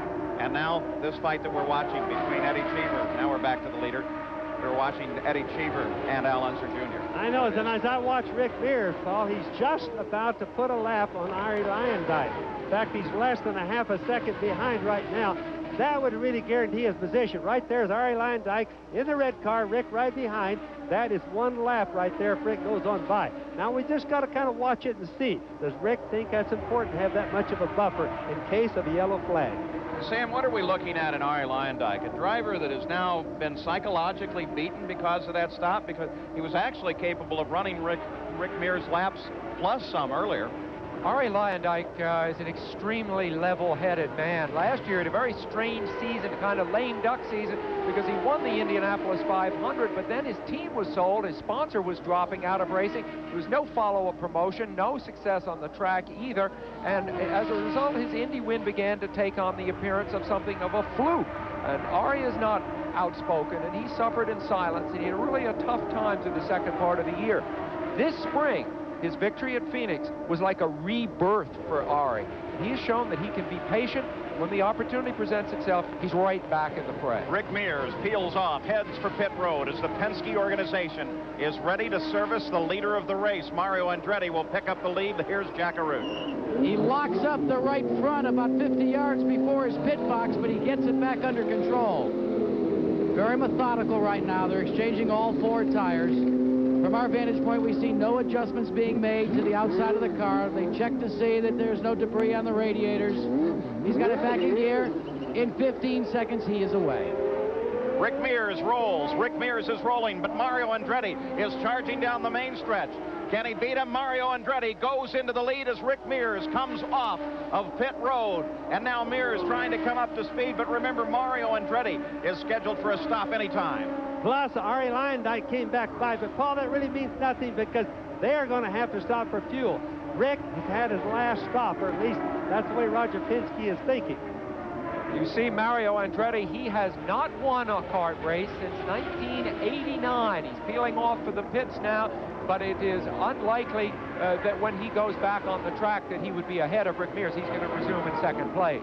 Mario Andretti now comes in for his stop. Here's Gary. And we look at the nose come in right on the stop. Remember, Mario has no radio communication to his crew. He gestures with hand signals as they complete the last tire change. His best finish of the season in the last race at Toronto, he was second. There's a turn down on the front wing for the final stop. He hasn't won in over 3 years, and he's away in 15.8 0.7 seconds. And his nephew, John, comes out alongside him. John was in the pits because they had a report that his rear wing was coming loose, and they had to make adjustments to that.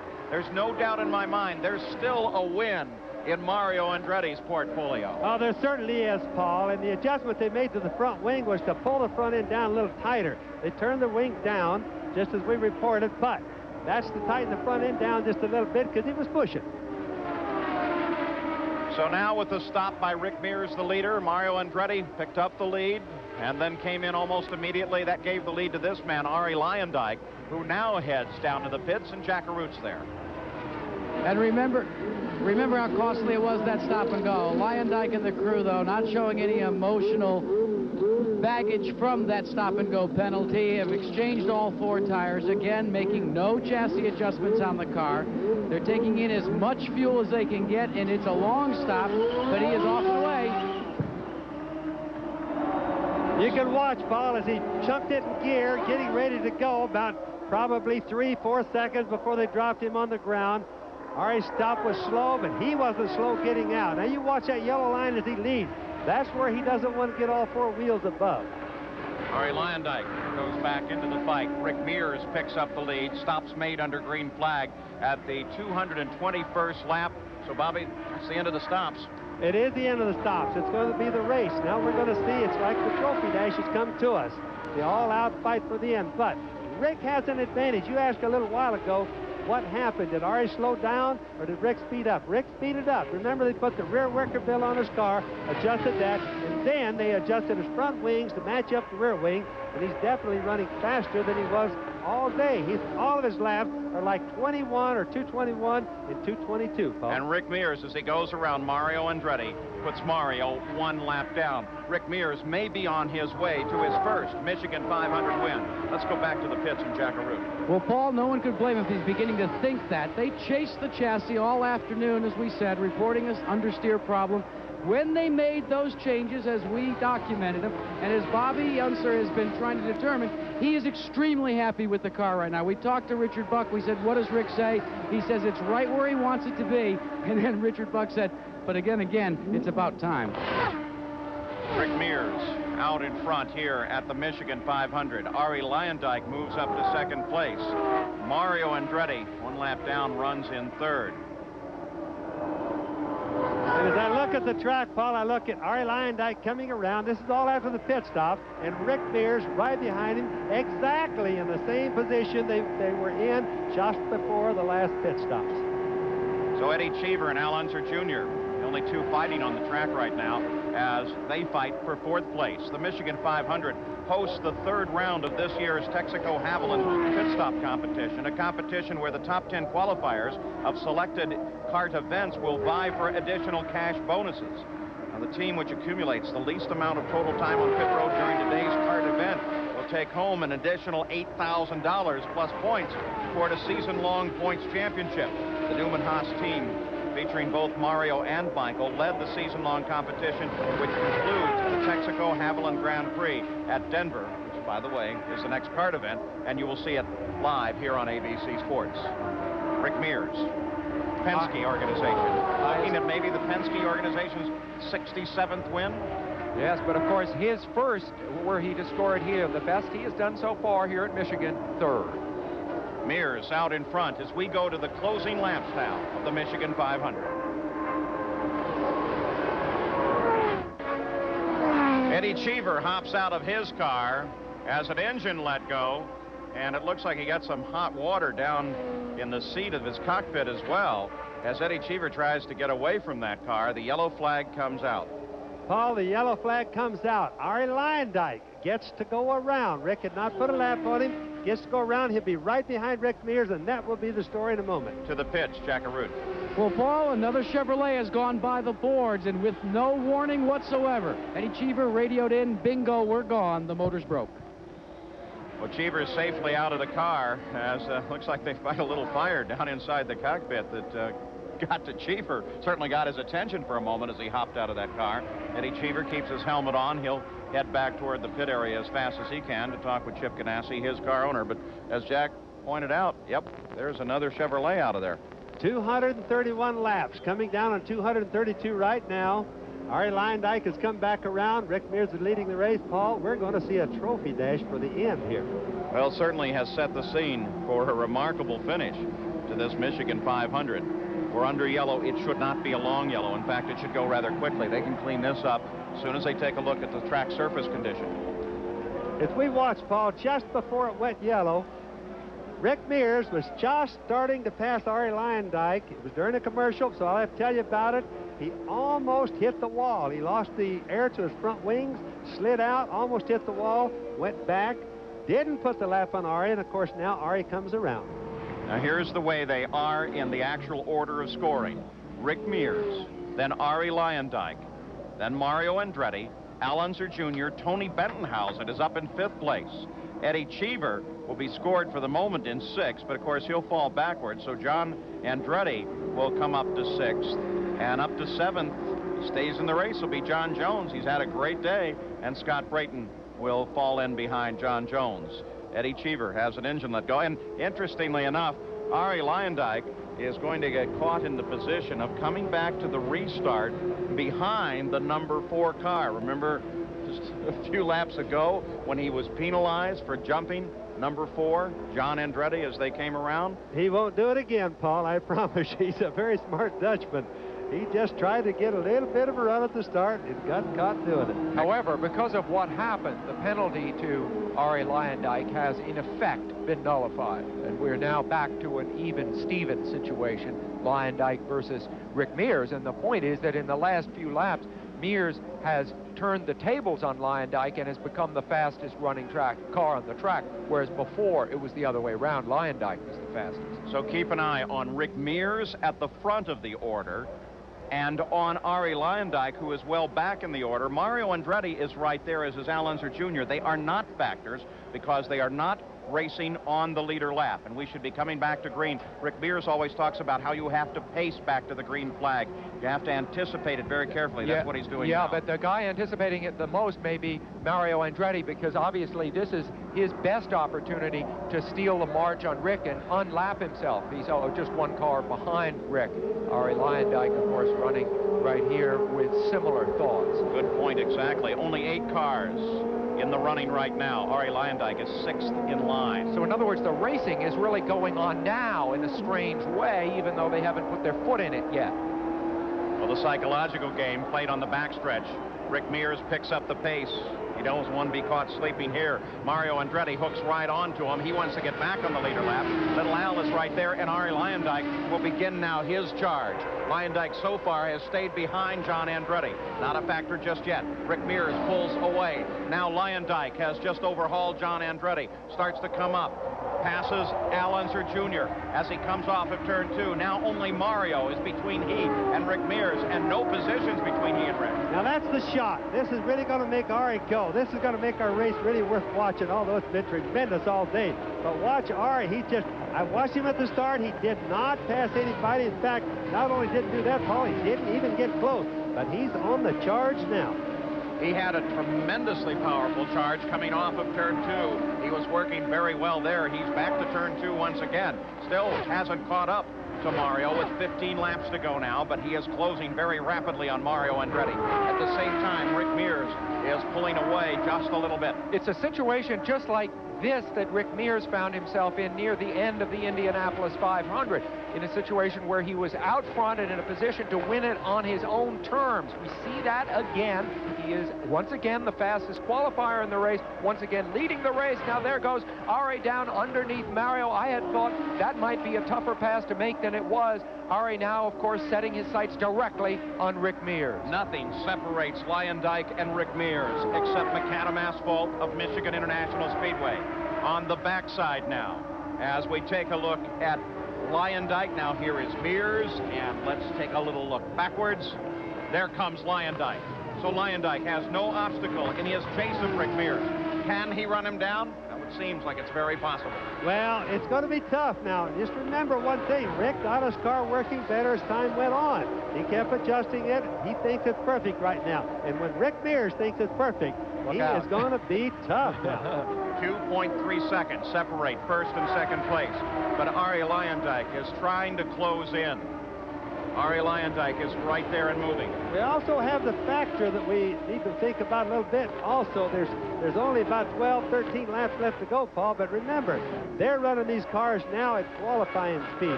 They're hurting the engines. They're hurting the cars as hard as they can because right now, winning is the only thing that's important. Average speed of the race for the leader, Rick Mears, is 165 miles an hour. Not nearly a record pace. That's 189 miles an hour. And what it's doing is sending the allotted time for this race over its allotted time.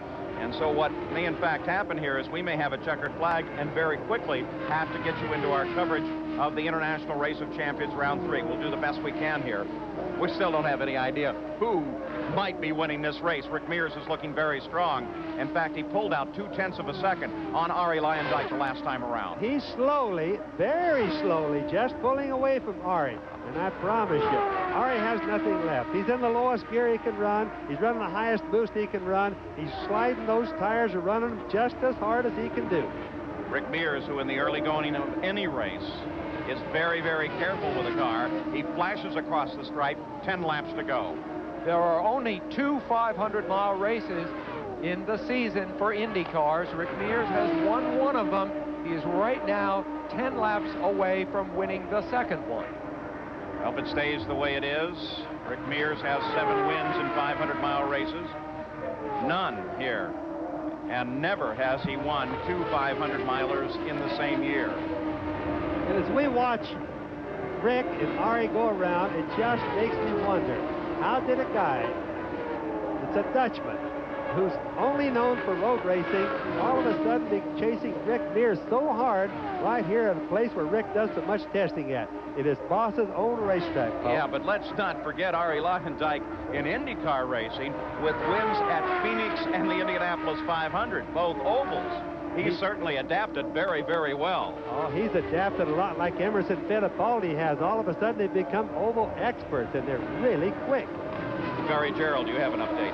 Well, Paul, I'm just looking at this stopwatch and hardly believing the numbers. On the last lap, we had both of these guys at 224 miles per hour. And remember, Mears broke the record at 225 to get the pole. We're seeing qualifying speeds as we come to the final laps of a 500-mile race.